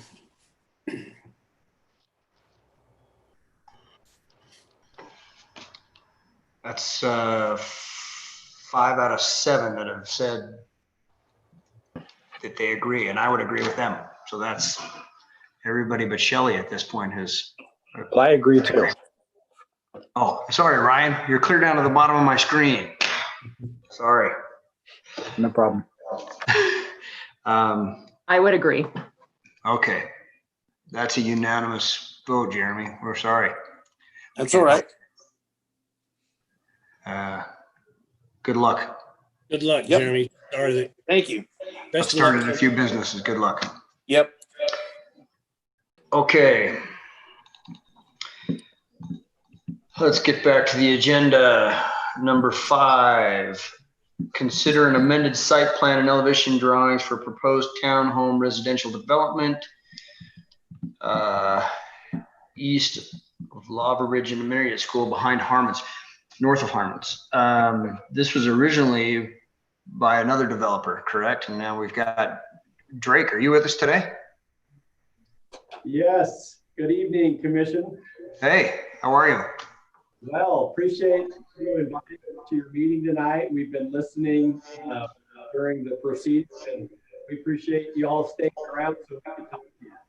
So my name is Drake, West Development, and we're here to respond to questions. I don't know if staff wanted to present our application first, but we're ready when you guys are. Drake, can you get a little closer to your speaker? We're having a hard time picking you up. We're getting about every 4th word. So I don't know if you can get a little closer. Mr. Chairman, while Drake's trying to find that, let me just give you a little intro though. Yeah, you're right. This is the same site as that DR Horton project, just across the street from the Lavaridge Intermediate School. And if Corey were to pull up the site plan that Cole West has proposed is almost identical. The same number of units. They propose 185 two-story townhomes on that 17 acre plus property, 17.18. So the density and the layout is almost identical to what the D.R. Horton project had. And so on your agenda tonight, you have two questions, is approving the amended site plan and the proposed new elevation drawings. Again, and I'm going to let Drake, because he's obviously very familiar with this project, and go through that and walk you through it. But the site plan, is basically the same. Elevation drawings are different, and they're asking for the density bonus and the same density bonus that the D.R. Horton project received, which, as you know, the base zoning entitlement is 8 units per acre. They're proposing a density of 10.7, which is the same as the D.R. Horton project. So that's a density of, a bonus of 2.7 units per acre. Also would mention that similar to the D.R. Horton project, the Coal West is not, or hasn't, at least at this point, asked for any short-term rentals. Okay, so vacation rentals is not part of the request. But so, and I'm going to let Drake go ahead and walk you through the site plan, and then maybe we'll spend more time on the elevations, because I think the units, the appearance of the units is probably more different than the actual site plan. So I don't know if that makes sense. Maybe Drake, you can take them through that.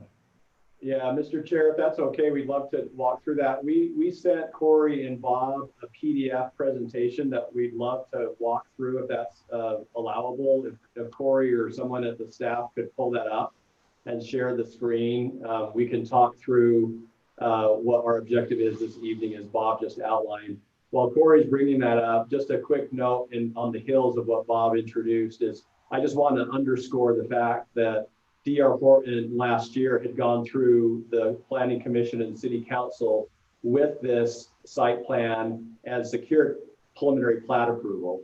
And so, as you all know, D.R. Horton exited the market, and so we've come in kind of on the coattails or the heels of D.R. Horton, and have effectively kept the site plan, densities, et cetera, the same. But as is probably very obvious, we're a different home builder, right? And so we'll have our own unique architecture. And so, to Bob's point, our main objective is to walk through the architecture, and then we can talk about the specifics on the site, which really hasn't changed. So if you don't mind scrolling up to page 1 of that PDF, Corey.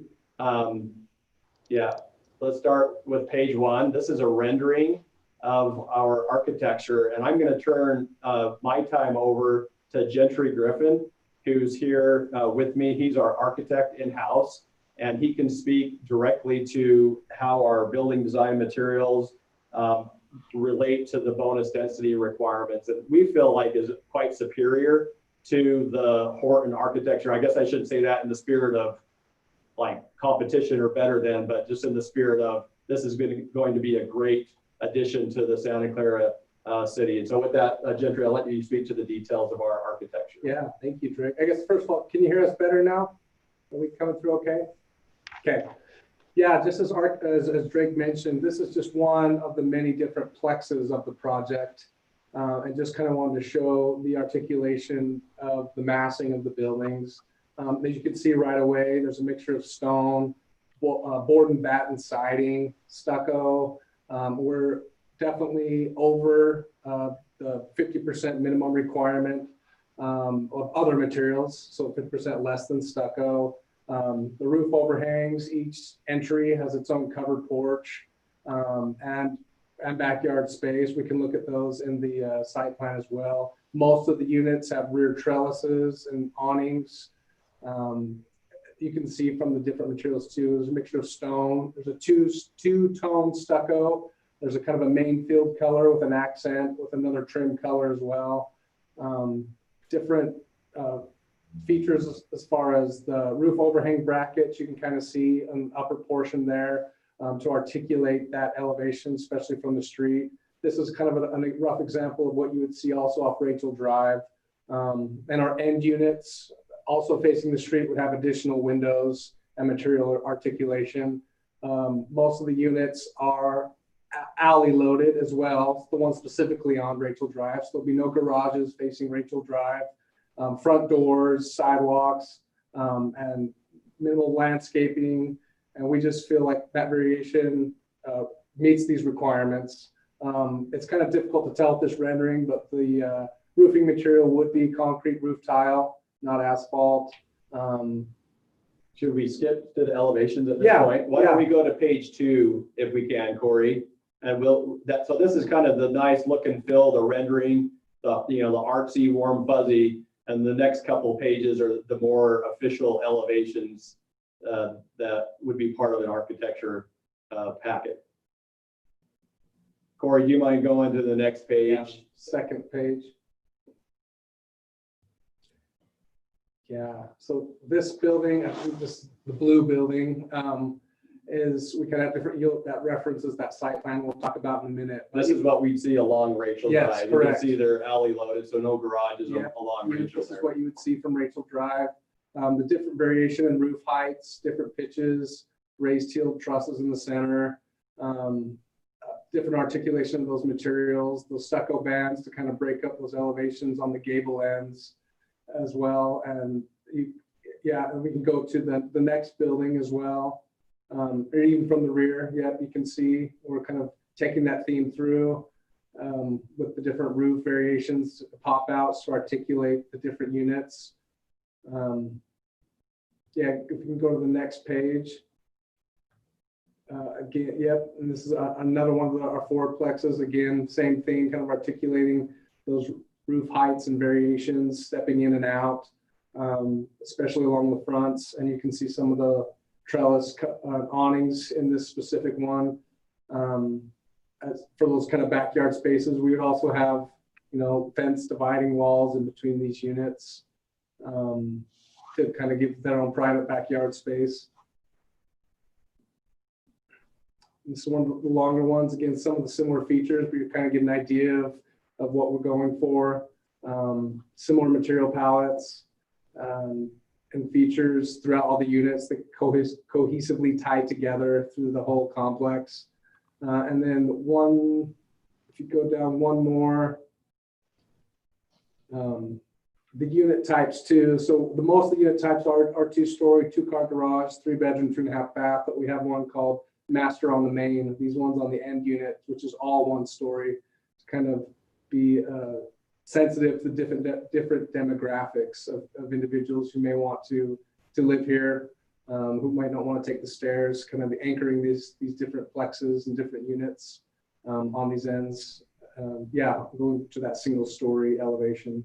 So can I ask a question? Those are the blue units on the light blue units, correct? On your cyan, we call it cyan, correct.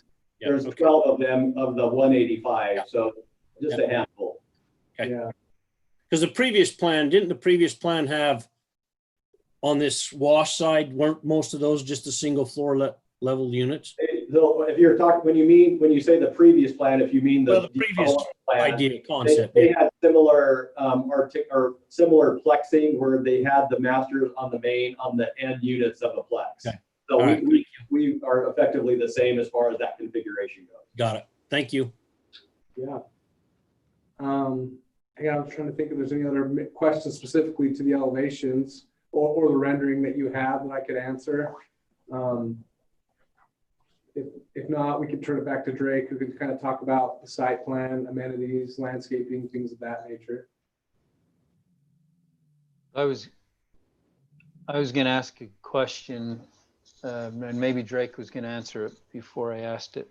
But on the outside of the development, you've got bike paths, and is there something, or is there going to be a fence between the bike path and the units, or is that going to be open? Yeah, that's a great question, Marv. We've talked to the staff about that, and what you'll find, let me start with the southern wash, Marv. Again, we appreciate that question. On the southern wash, the lava flow, a good a good portion of that segment, that length of trail is actually quite a bit lower than the grade of our plexes in our site. And so a lot of that will actually have a stacked rock retaining wall separating our site from the actual city trail that, as you know, is being put in as we speak. And so that's the effect on the lava flow. Our intent is to not have the fronts, the facades, the front elevations of the blue on the left and the yellow on the right. Our intent is to not have any fencing on the plex grade, the plex elevation. The other northern wash, the Tuacahn wash, in parts, there will be some stacked rock retaining walls and other parts not. And our intent again there is to not have it all fenced in. We will have a CMU masonry block wall on the very north kind of straightaway boundary that separates us from the Nanaloa 50-acre piece to our northern boundary there. Okay, I just have a couple more questions for you then, Drake. Sure. I wasn't in planning commission the time that the previous owners got this passed, but I talked with Corey about it. I've seen the erosion boundaries for this area, and I think you can mitigate this, but those erosion boundaries actually came into the site where you have some of those units. Yeah. Are you aware of that, and do you have mitigation plans? You must be a civil engineer or something. Or imagine that. My next one's on regarding the same kind of stuff. So. So it's a great question, and we appreciate the sensitivity to where we're at. I mean, literally bounded by two washes. But on August 19th of 2019, the same day that the Planning Commission, or I'm sorry, the City Council of Santa Clara approved the preliminary plat application for DR Horton, the LOMAR had been approved by FEMA. And so the LOMAR is in place. All of these units are outside of the erosion, certainly the floodplain, and also outside the erosion hazard zone. All right. Very good. I haven't seen a revised erosion boundary then, because I had seen the LOMAR was that it was outside the floodplain. But if you just take care with some erosion protection on both sides, I think you're fine. Yeah, and our understanding is all that erosion protection is already in place. Okay. So Rosenberg has confirmed that for us. So my last question is, there's a sewer easement that goes right through the middle. I'm assuming that you've got that relayed as part of your project. We're actually not. We've done enough market studies to recognize that people who can find a unit that's situated right over an active sewer main, we can actually charge them premium on top of the lot price. And so we've actually opted to keep that in place, and we look forward to actually reaping a lot more profit from that.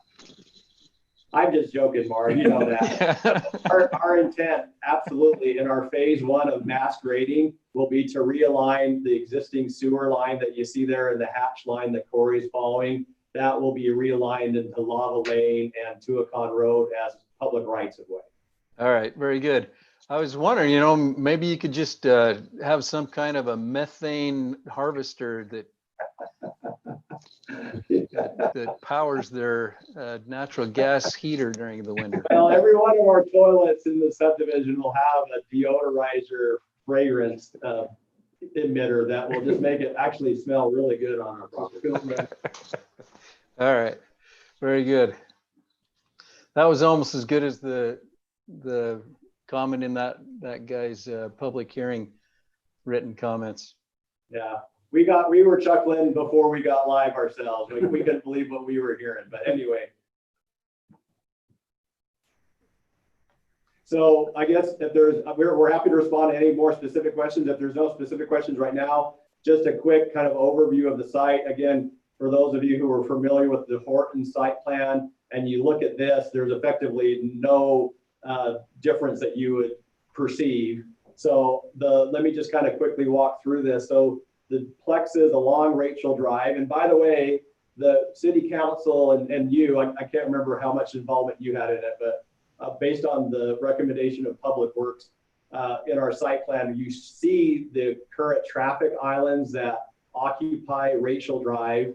Those will be demoed as part of our first phase. The council, again, on the recommendation of Public Works, has asked that those traffic islands be removed and that Rachel Drive just become a more typical right of way. So anyway, just wanted to be clear about that. The plexes along Rachel Drive are all alley loaded. And so if you remember the blue elevations that we had, kind of our first technical elevation page that we went through, those are the blue elevations. And so the garages will come in from the Park Street behind them. Similarly, the units that are closest, or I should say just on the south side of our project, that abut the westernmost area of lava flow just behind Hartman's, those also will be alley loaded. And so as you come up Rachel Drive, you'll see front elevations with no garages. That was something that was exactly the same that Horton had designed with their plex configuration. So we've maintained that. And then as you go throughout the project, you can see the various plex configurations throughout there. All the other plexes will be front-loaded garages. They're all two-car garages, just like DR Horton's. And you can see kind of how the types of units are, the proportions of each. If you want to go to the next slide, Corey, it's more of our landscape and site aesthetics. We'll have our main project amenity up in that northern section. You can see the fenced pool area. The configuration that we have shown there, our intent is to have a well-apportioned, well-designed geometric kind of square or rectangle type pool with an attached lazy river to that pool. We feel like the folks living here will really love that amenity. I think any of you, and I think a couple of you came with us on a tour that we took you to our Ledges project while we were going after a different application about 2 years ago. You'll know that Co-West prides itself on really well apportioned and designed amenities. And so that's what we show here. Down on the southern portion of the site, we'll have kind of our secondary amenity site with some pickleball courts and kind of grassy turf picnic area. And then throughout the project, we'll have ample trees and accent trees, rock mulch. The interior walkways will be a natural surface path, not a concrete path. So it'll be a lot more cool that way. Certainly our sidewalks along the public rights of way will be the typical concrete. And then, yeah, so we feel like all of these elements comply with the bonus density requirements to maintain that density that Horton had already secured, that we just want to continue running with and just create a great project. We intend to have it in a 3-phase approach. We'd start on the north, and then we'd go along we call it Tuacahn Road, which is that spine road. The roads aren't labeled on this landscape plan, but that spine road, we do that as a second phase.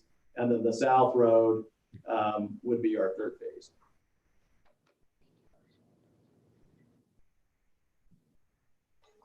How many more units is it total than with the bonus density? How many more units are you adding? You know, that's a great question, Mark. I frankly don't know, because I actually haven't even taken the time to go and study that, because our assumption, and perhaps it's been too confident or bold of an assumption, but we've just frankly intended to run with the preliminary plat that had already been approved by DR Horton. So I don't even know. Okay. Looks like Bob's doing math. Yeah, I can tell you real quick. My understanding that they went from DR Horton of 185 down to 182. So 80 more units essentially. So they reduced the unit by 3, unit count by 3. Is that correct? Okay. We did, Corey. We're maintaining the same unit count as DR Horton. here's Mark, your question. 17, if they didn't get the density bonus, the ordinance says the max is 8 units per acre. They have 17 acres, times 8 is 136. So they get about another 50 units with the density bonus because they are at 185. That makes sense. It does make sense. Okay.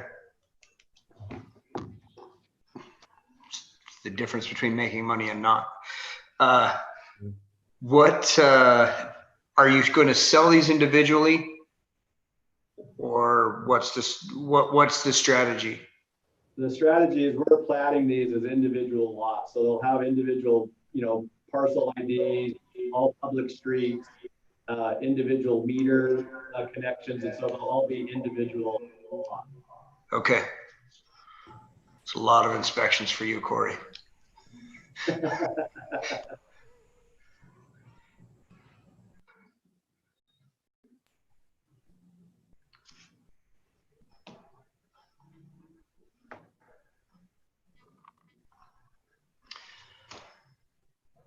All right. Anybody else have any questions? It's nice to know that you've already talked with Jack about the islands and the traffic out in front of that. That was a lot of discussion. And the first meeting that gets really, really busy twice a day. Yeah, that's what we were in those meetings. I was listening in when not knowing, frankly, that we would have Horton leave the market, but I happened to be there and I remember some of that discussion. And really, I guess the bottom line, Mark, Mr. Chair, and everyone else is we have scoured, literally scoured all the approval minutes from the commission zone change to the preliminary plat, the council zone change, preliminary plat, and our intent is to follow all the restrictions and requirements that have been applied to the Horton group. So that's why we see really no difference other than our architecture, which was really our main objective tonight, to show our unique coastal home architecture. Yeah, that needs to be fixed, and the traffic islands actually kind of make it worse. So larger turning lanes, things like that, just ways that we can keep traffic moving. Okay, that's all the questions I had.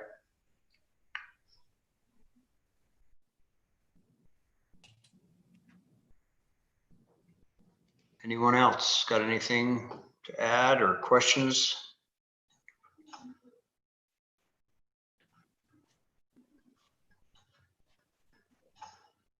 Guess not. Okay, well then,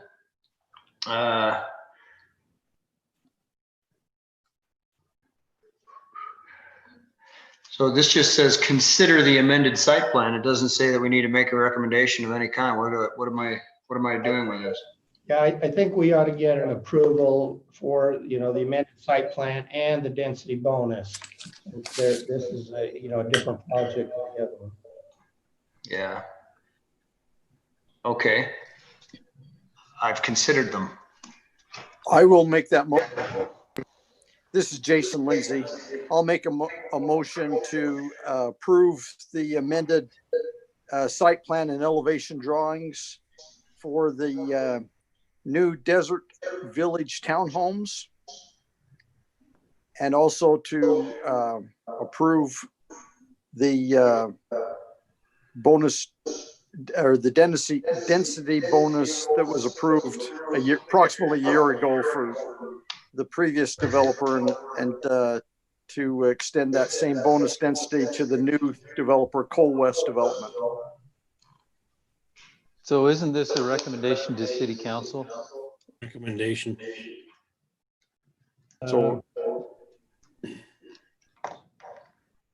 let's see. Actually, the density bonus is approved by the Planning Commission. So we have a recommendation and an approval all in one motion, correct? So let me change. Should I split that in two motions? That's probably a good idea. So my first motion would be to recommend to the City Council the amended site plan and elevation drawings for the proposed Desert Village townhomes. The second. Oh, Rec- Jason? Yeah. I'm sorry, I made a mistake. That actually does go to the city council, both the site plan and the density bonus. Okay. So my mistake. The city council's the final say on that. Should I include it in the same motion? Yeah. So revert back to the first motion then one motion then to approve or recommend to the city council approval for the amended site plan and elevation drawings, and also to approve the bonus density for the new project entitled Desert Village Townhomes. I'll second that. Okay, I've got a first from Jason and a second from Marv. All in favor? Aye. Aye. Aye. That carries through. Good luck, Drake and minions. Thank you. Okay, number 6 on the list is recommendation to City Council on proposed amendment to the Santa Clara City zoning ordinance, Chapter 17.8. That was, we talked about it last time. Devin made some changes to that. Is that correct? That's correct. And you have a summary of the changes that we made. They're fairly minor changes that were made since the last time the commission looked at the chapter. I have 2 concepts I wanted to run by the Planning Commission, but before I talk about those concepts, I wanted to answer any questions that the commission might have about the current draft, or address any concerns that the commissioners might have about the draft.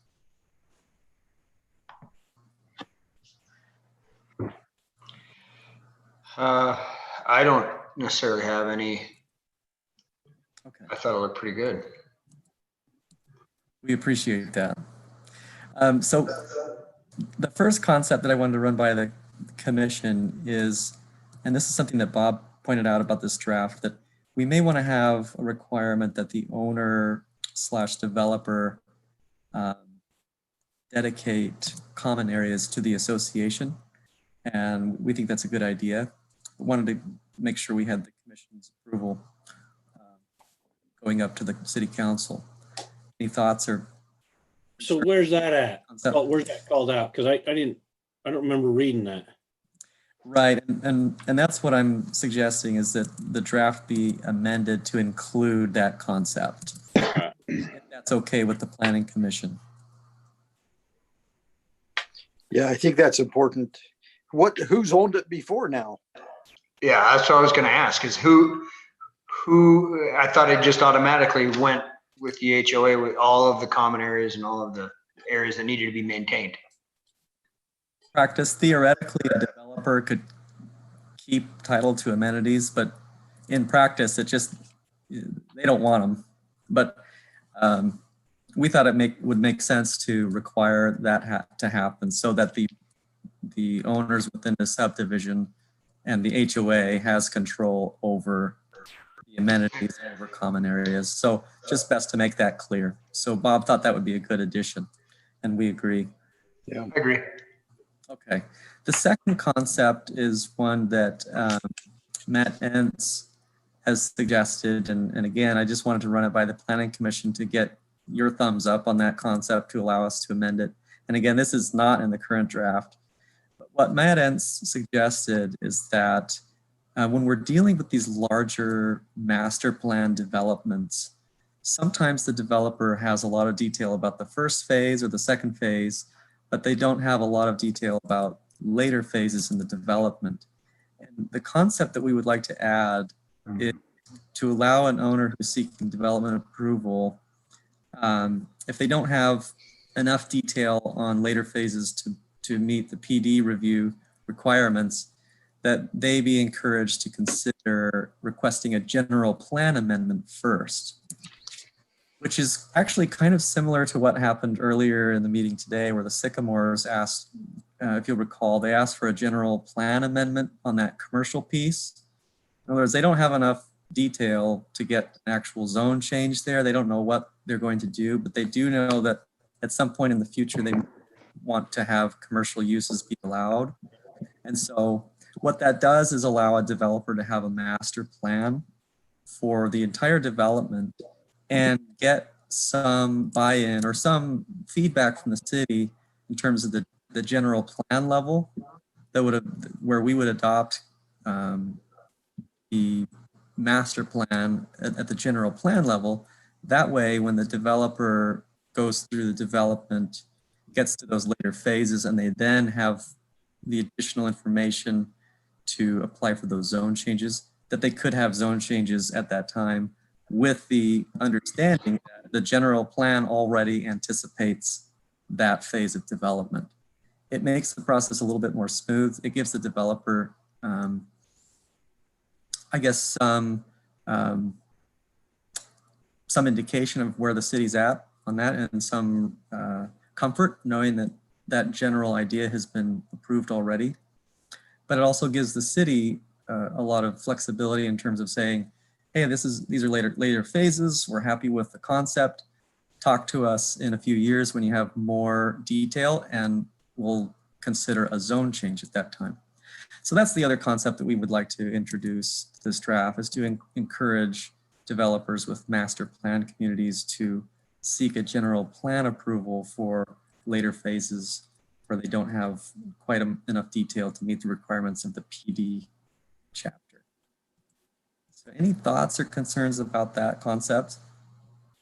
So I guess I just need clarification. So they would basically have the overview would be here, and then they'd have to come back for subsequent approval? Okay. Exactly. I don't see any problem with that, because you're spelling it out and it's going to be defined. They'll understand that right from day one. Correct. Yeah, when they seek a general plan amendment, with the general plan, we're talking really broad brush strokes.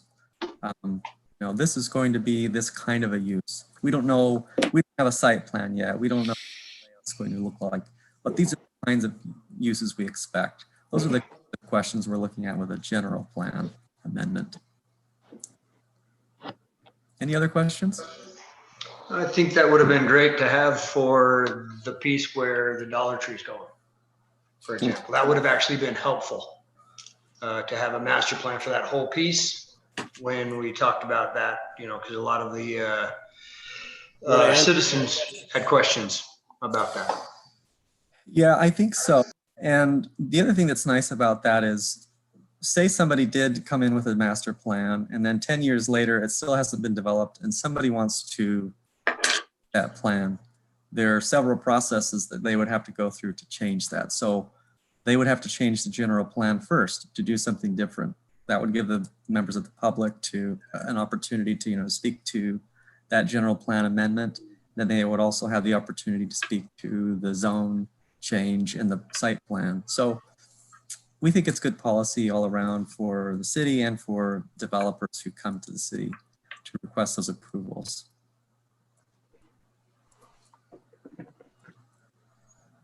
Any questions? I think it's good. That's the way Devin described this way the ordinance was intended. We just need to add that language so the public or developers are aware that, you know, if they're not willing to come up with the information that the ordinance asks for up front in the PD application, then really the general plan amendment for the other part that they don't have a specific plan, the general plan amendment is the way to go.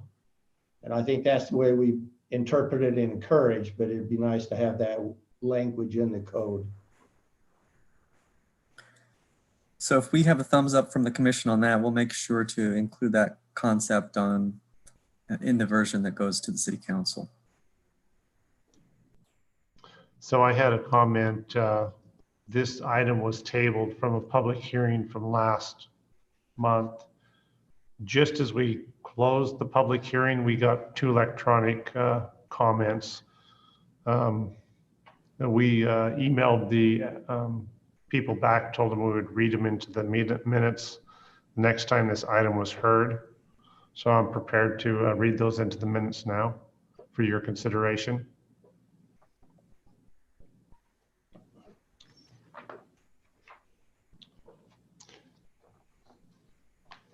The first one is from John W. Swan, 2183 Rachel Drive.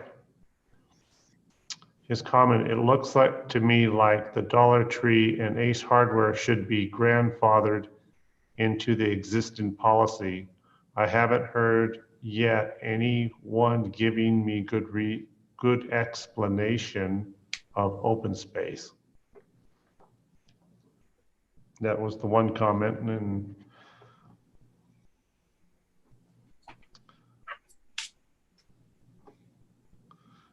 the next comment is from Marlene Swan, 2183 Rachel Drive. I understand cleaning up redundancies that do not contain specific information, but that is not the case here.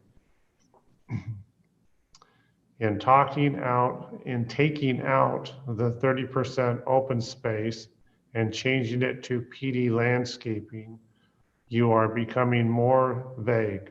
The council who wrote policies up originally wanted to make sure commercial properties could not take away the beauty of this fine city. You have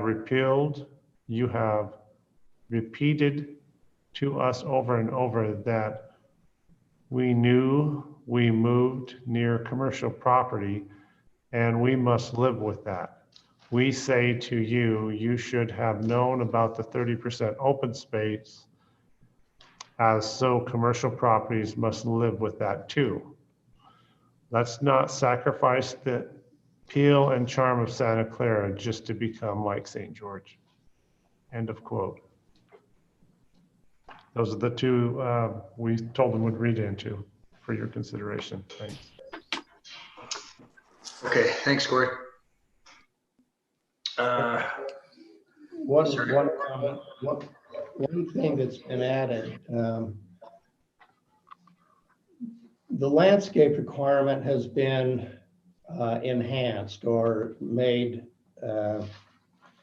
We've added a section about landscaping within parking lots.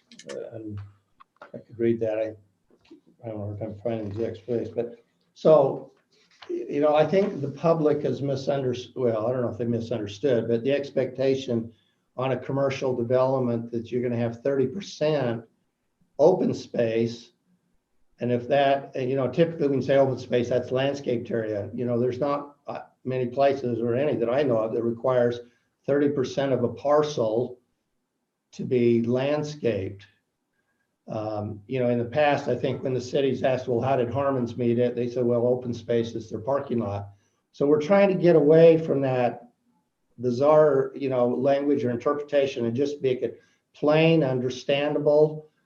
You know, it passed the smell test. And so we've eliminated the 30% open space in the commercial zone. It's still a requirement in the PDR, but in the open space, and enhance the landscape requirement. The landscape requirement already says the setback area from the curb to the building has to be landscaped, but it may include a sidewalk. Well, that's, you know, that's typically 20 feet or so. Then we've added a parking lot landscape requirement that they have to do 5% of that interior parking lot in trees, landscape islands, etc. So I think it makes more sense.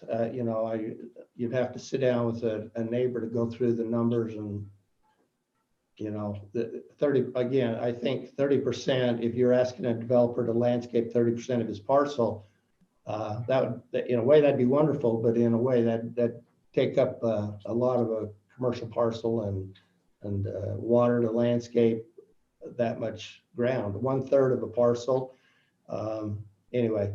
So we have tried to beef up the landscape requirement while making it more practical, I guess.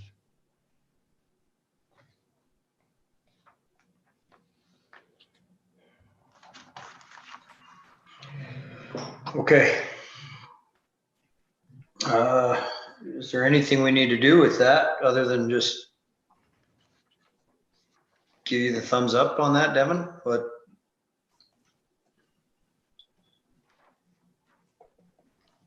Need a recommendation, a vote, recommendation. Correct. And I'm sorry, I was just getting unmuted there. Yes, just a recommendation to the city council on this proposed amendment. Okay, I'll take that. I make a recommendation that we take the proposed amendment to the Santa Clara zoning ordinance, chapter 17.68, plan development districts, as written with the additional changes and recommendations that have been listed out by Devin, Snow, and Bob Nicholson in today's meeting. Thank you. I'll second the recommendation. Okay, I've got a first from Mark Hendrickson and a second from Curtis Whitehead. All in favor? Aye. Aye. Aye. Motion or the recommendation passes. We've got one discussion item. The commercial zone, whether we will amend the commercial zone to include architectural design feature or eliminate the commercial zone to just have a PD commercial zone. Can I tell you where that's coming from? At a city council meeting recently, one of the council people indicated they had quite a few calls regarding the new RV, Jim's RV service shop that's going up on Santa Clara Drive out on the east side of Santa Clara. Particularly, they were concerned about a metal building. I guess these comments came in, and so the council was asking, did that go through a building elevation type review? And in a straight commercial zone, this is not PD commercial. This is just standard commercial. The ordinance says the planning commission will review the site plan, but it doesn't say anything about authority to review the building elevation drawings. And so the council's saying maybe we just get rid of the standard commercial zone and make everything be PD commercial. The other option is to add a phrase in here that says, in addition to reviewing the site plan, the planning commission shall review building elevation drawings and be able to make comments, suggestions, and approve those. I think that latter is the easier, more sensible way to go than eliminating the zone and just telling everybody everything has to go through a planned development commercial zone. Effectively, you almost do the same by just adding that phrase to the code. So what option is we would come back to the planning commission with language to add, in the standard commercial zone that the planning commission would review the building elevations in addition to the site plan, and be able to review and make comments and approve or deny or recommendations regarding those building elevations and exterior materials and all that. I think that latter comment there is the way to go, because I don't know about any of you other commissioners, but I have had some heat about the metal building as we enter our community. I have had half a dozen just in the last 2 weeks.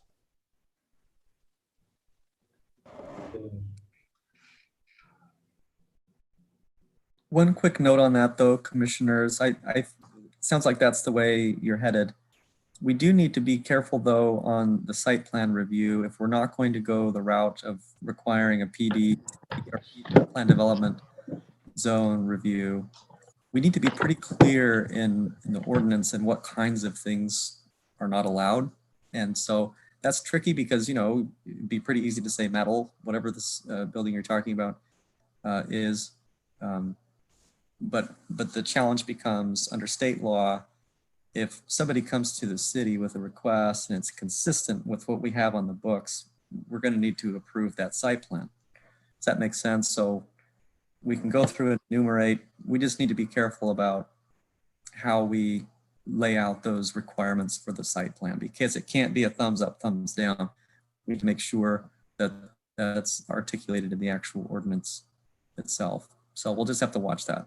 Well, I understand we can't hold them conditional upon those things. I hear where you're going there. I just think I would have raised a little more negative pushback if I'd have known that it was a metal building. I think we knew that. I just don't think we really thought about that when we went through the process. And because we didn't see We didn't physically see anything. We just heard. So I think that's, for me, that would help me clear it up in my mind. Don't know about you other. Yeah, for me, it's a little bit difficult. I mean, Devin's kind of spelled it out, but when we start telling people how and what they have to build, it gets a little dicey for me. You know, if I was developing something and I wanted to build a specific something, a structure, and I thought it was a good idea, I thought it would sell, or I thought it would be attractive, and one person or two people on the city the commission that doesn't like the color, or doesn't like, you know, something I'm doing, they can just deny it. And so what needs to happen, and Devin alluded to this, which is we need to have like a checklist. You can have these things, you can't have these things. Is that what you were saying, Devin?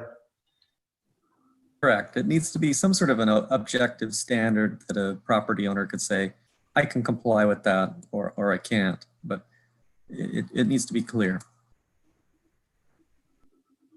Exactly. That's what I'm saying, Mark. I'm pro property owner, you know that, but I just think that we need to spell it out a little. In my opinion, it needs to be a little clearer and a little more defined, so that we don't have any. I don't know. I don't know how you do that exactly, but I don't want to tell somebody no based on my opinion. I also would have pushed back and asked more questions. Yeah, but you are correct. I've had a couple people say, you know, they could have made that building much nicer, which they could have. Very little effort could have made that building an actual color instead of beige. We all know that we can build metal buildings with a better aesthetic. Sorry. Yes. You know. Yeah. So anyway, I don't know how to do that, Devin. How do we, how would we amend? Well, you could, a couple of options. I mean, you could direct staff to come up with what they think, you know, okay, here are some designs or materials that I think we all agree are inappropriate. I think that might be a starting place. And the other thing is, you know, that's ideal if we have it explicitly stated. But if you wanted to come up with a standard too, you know, harmonious with the surrounding area, things like that, you could come up with those kinds of standards. Those are less ideal because they don't help the property owner know for sure where we're going to fall on those questions. I think ideal is if we have if we can all agree on some materials or certain design elements that we are just inappropriate. I think that's a starting place. Okay, I think we should work towards that. I don't know who wants to make the list of what's good and what's not. We will approve a metal building, but your metal building has to be very specific. You have to show us every drawing, what the colors are, you know, I don't know. I don't know how to even start with that. Or maybe, you know, I think we can all agree, no vinyl siding, right? Let's just say that right now, no vinyl siding anywhere in the city. Done. All right. We can bring some suggestions that, you know, if it's a metal building, then maybe a percentage on the front facade also have stone or stucco or something besides just the metal building. Yeah, that could have been cinder block on the front and done differently, and then the balance of the building done metal, and we'd have been a lot less situation than we're getting now based on what we're hearing, you know. Yeah, I don't think it has to be overly complicated. I think we, you know, metal siding is just entirely that. If it was on the side or the rear, not in front of the public view so much, then it's not an issue, but that front facade ought to be dressed up, and I think we can make some recommendations. Let's do that and look at it again then for discussion. Since it's a discussion item, we don't really have to draw a firm line. Right now, we can get some feedback and look at those. We get some drafts. Okay, sounds good. Yeah, since Mark just with one fell swoop of his pen made my house illegal. Sorry. Sorry to offend. I didn't throw in everybody that has a white house. Why would you put white in the desert? I don't get it. There's but another I sure one. love it. Okay. We did get a late addition to our discussion items, which was we need to elect start talking about a vice chair for next month. I want you to start thinking about it because the esteemed Jason Lindsay is about to hit his retirement. So not allowed to go to city council. I'm looking forward to the pension. Are you going to run for city council? That's the only way you can get out. Oh no, absolutely not. How about mayor? Yeah, absolutely mayor. Not. No. I like that idea. All right, so think about it in the next 30 days or so, because next month we're going to have to elect a vice chair for that. I do have one last discussion item. Okay, add it. So we had a request from a new development,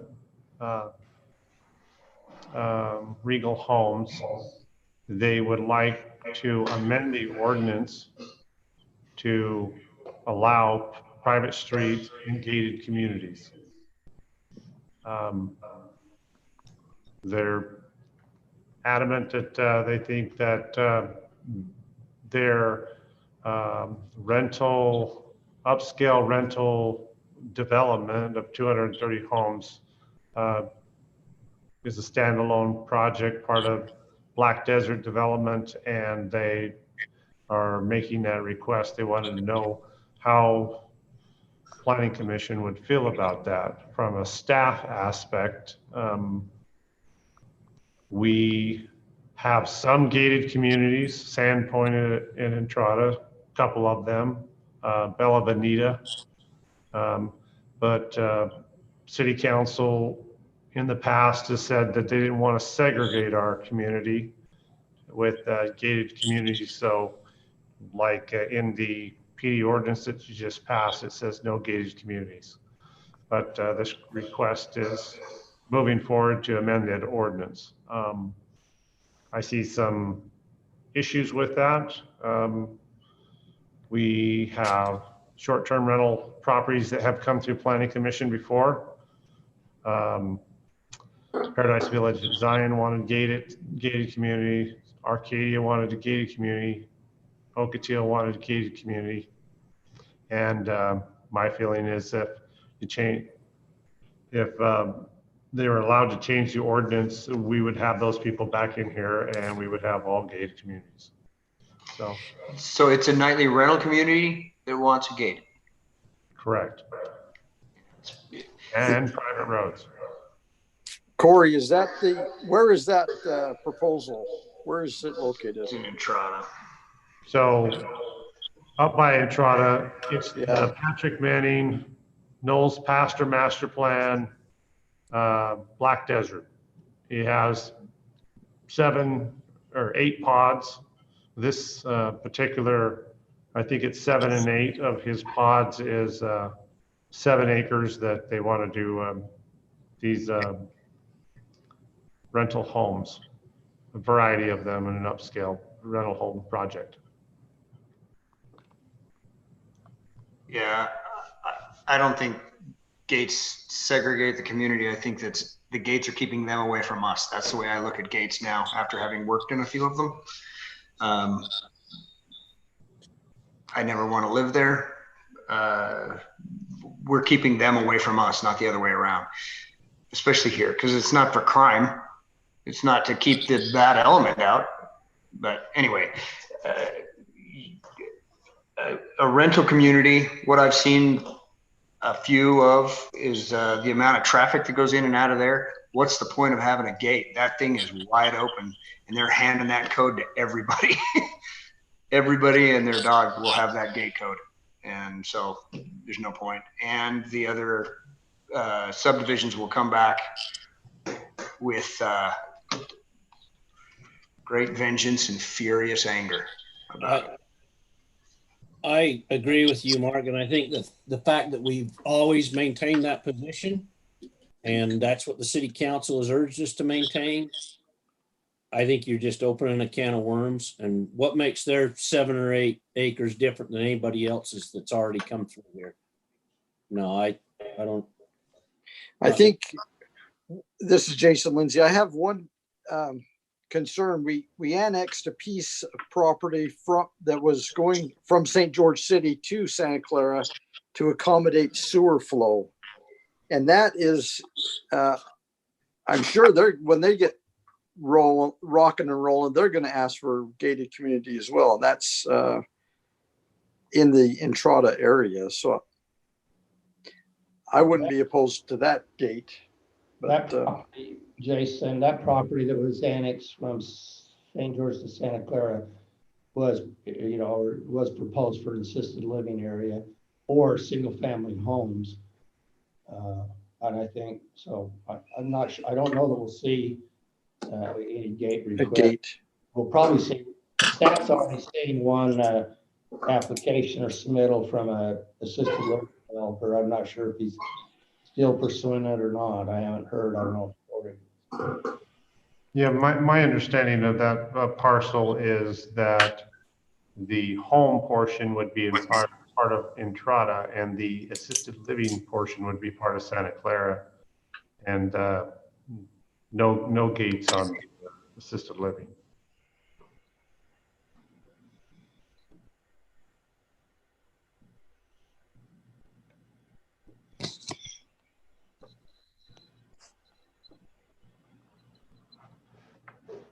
Okay. So where are we at with this? What do we have to do? I don't think we have to do anything.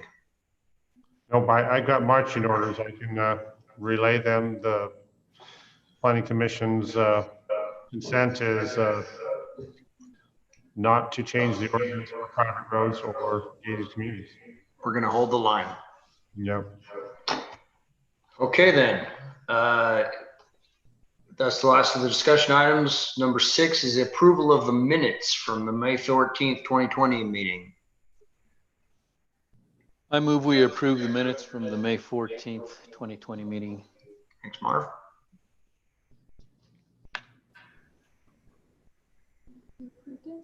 I'll second that. This is Excellent. Jason. I've got a first from Marv Wilson and a second from Jason Lindsay. All in favor? Aye. Aye.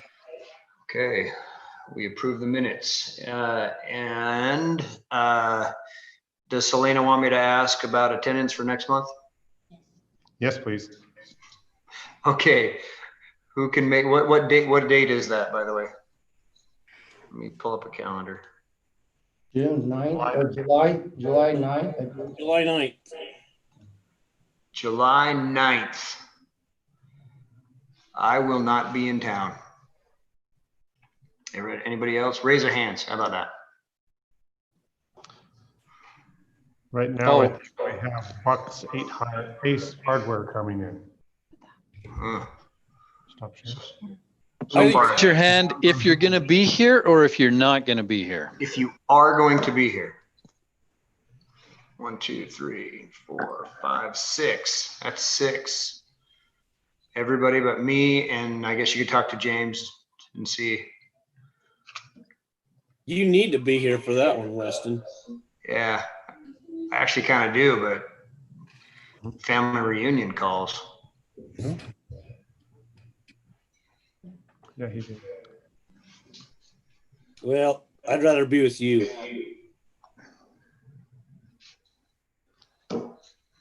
Okay, and with that, we will adjourn this meeting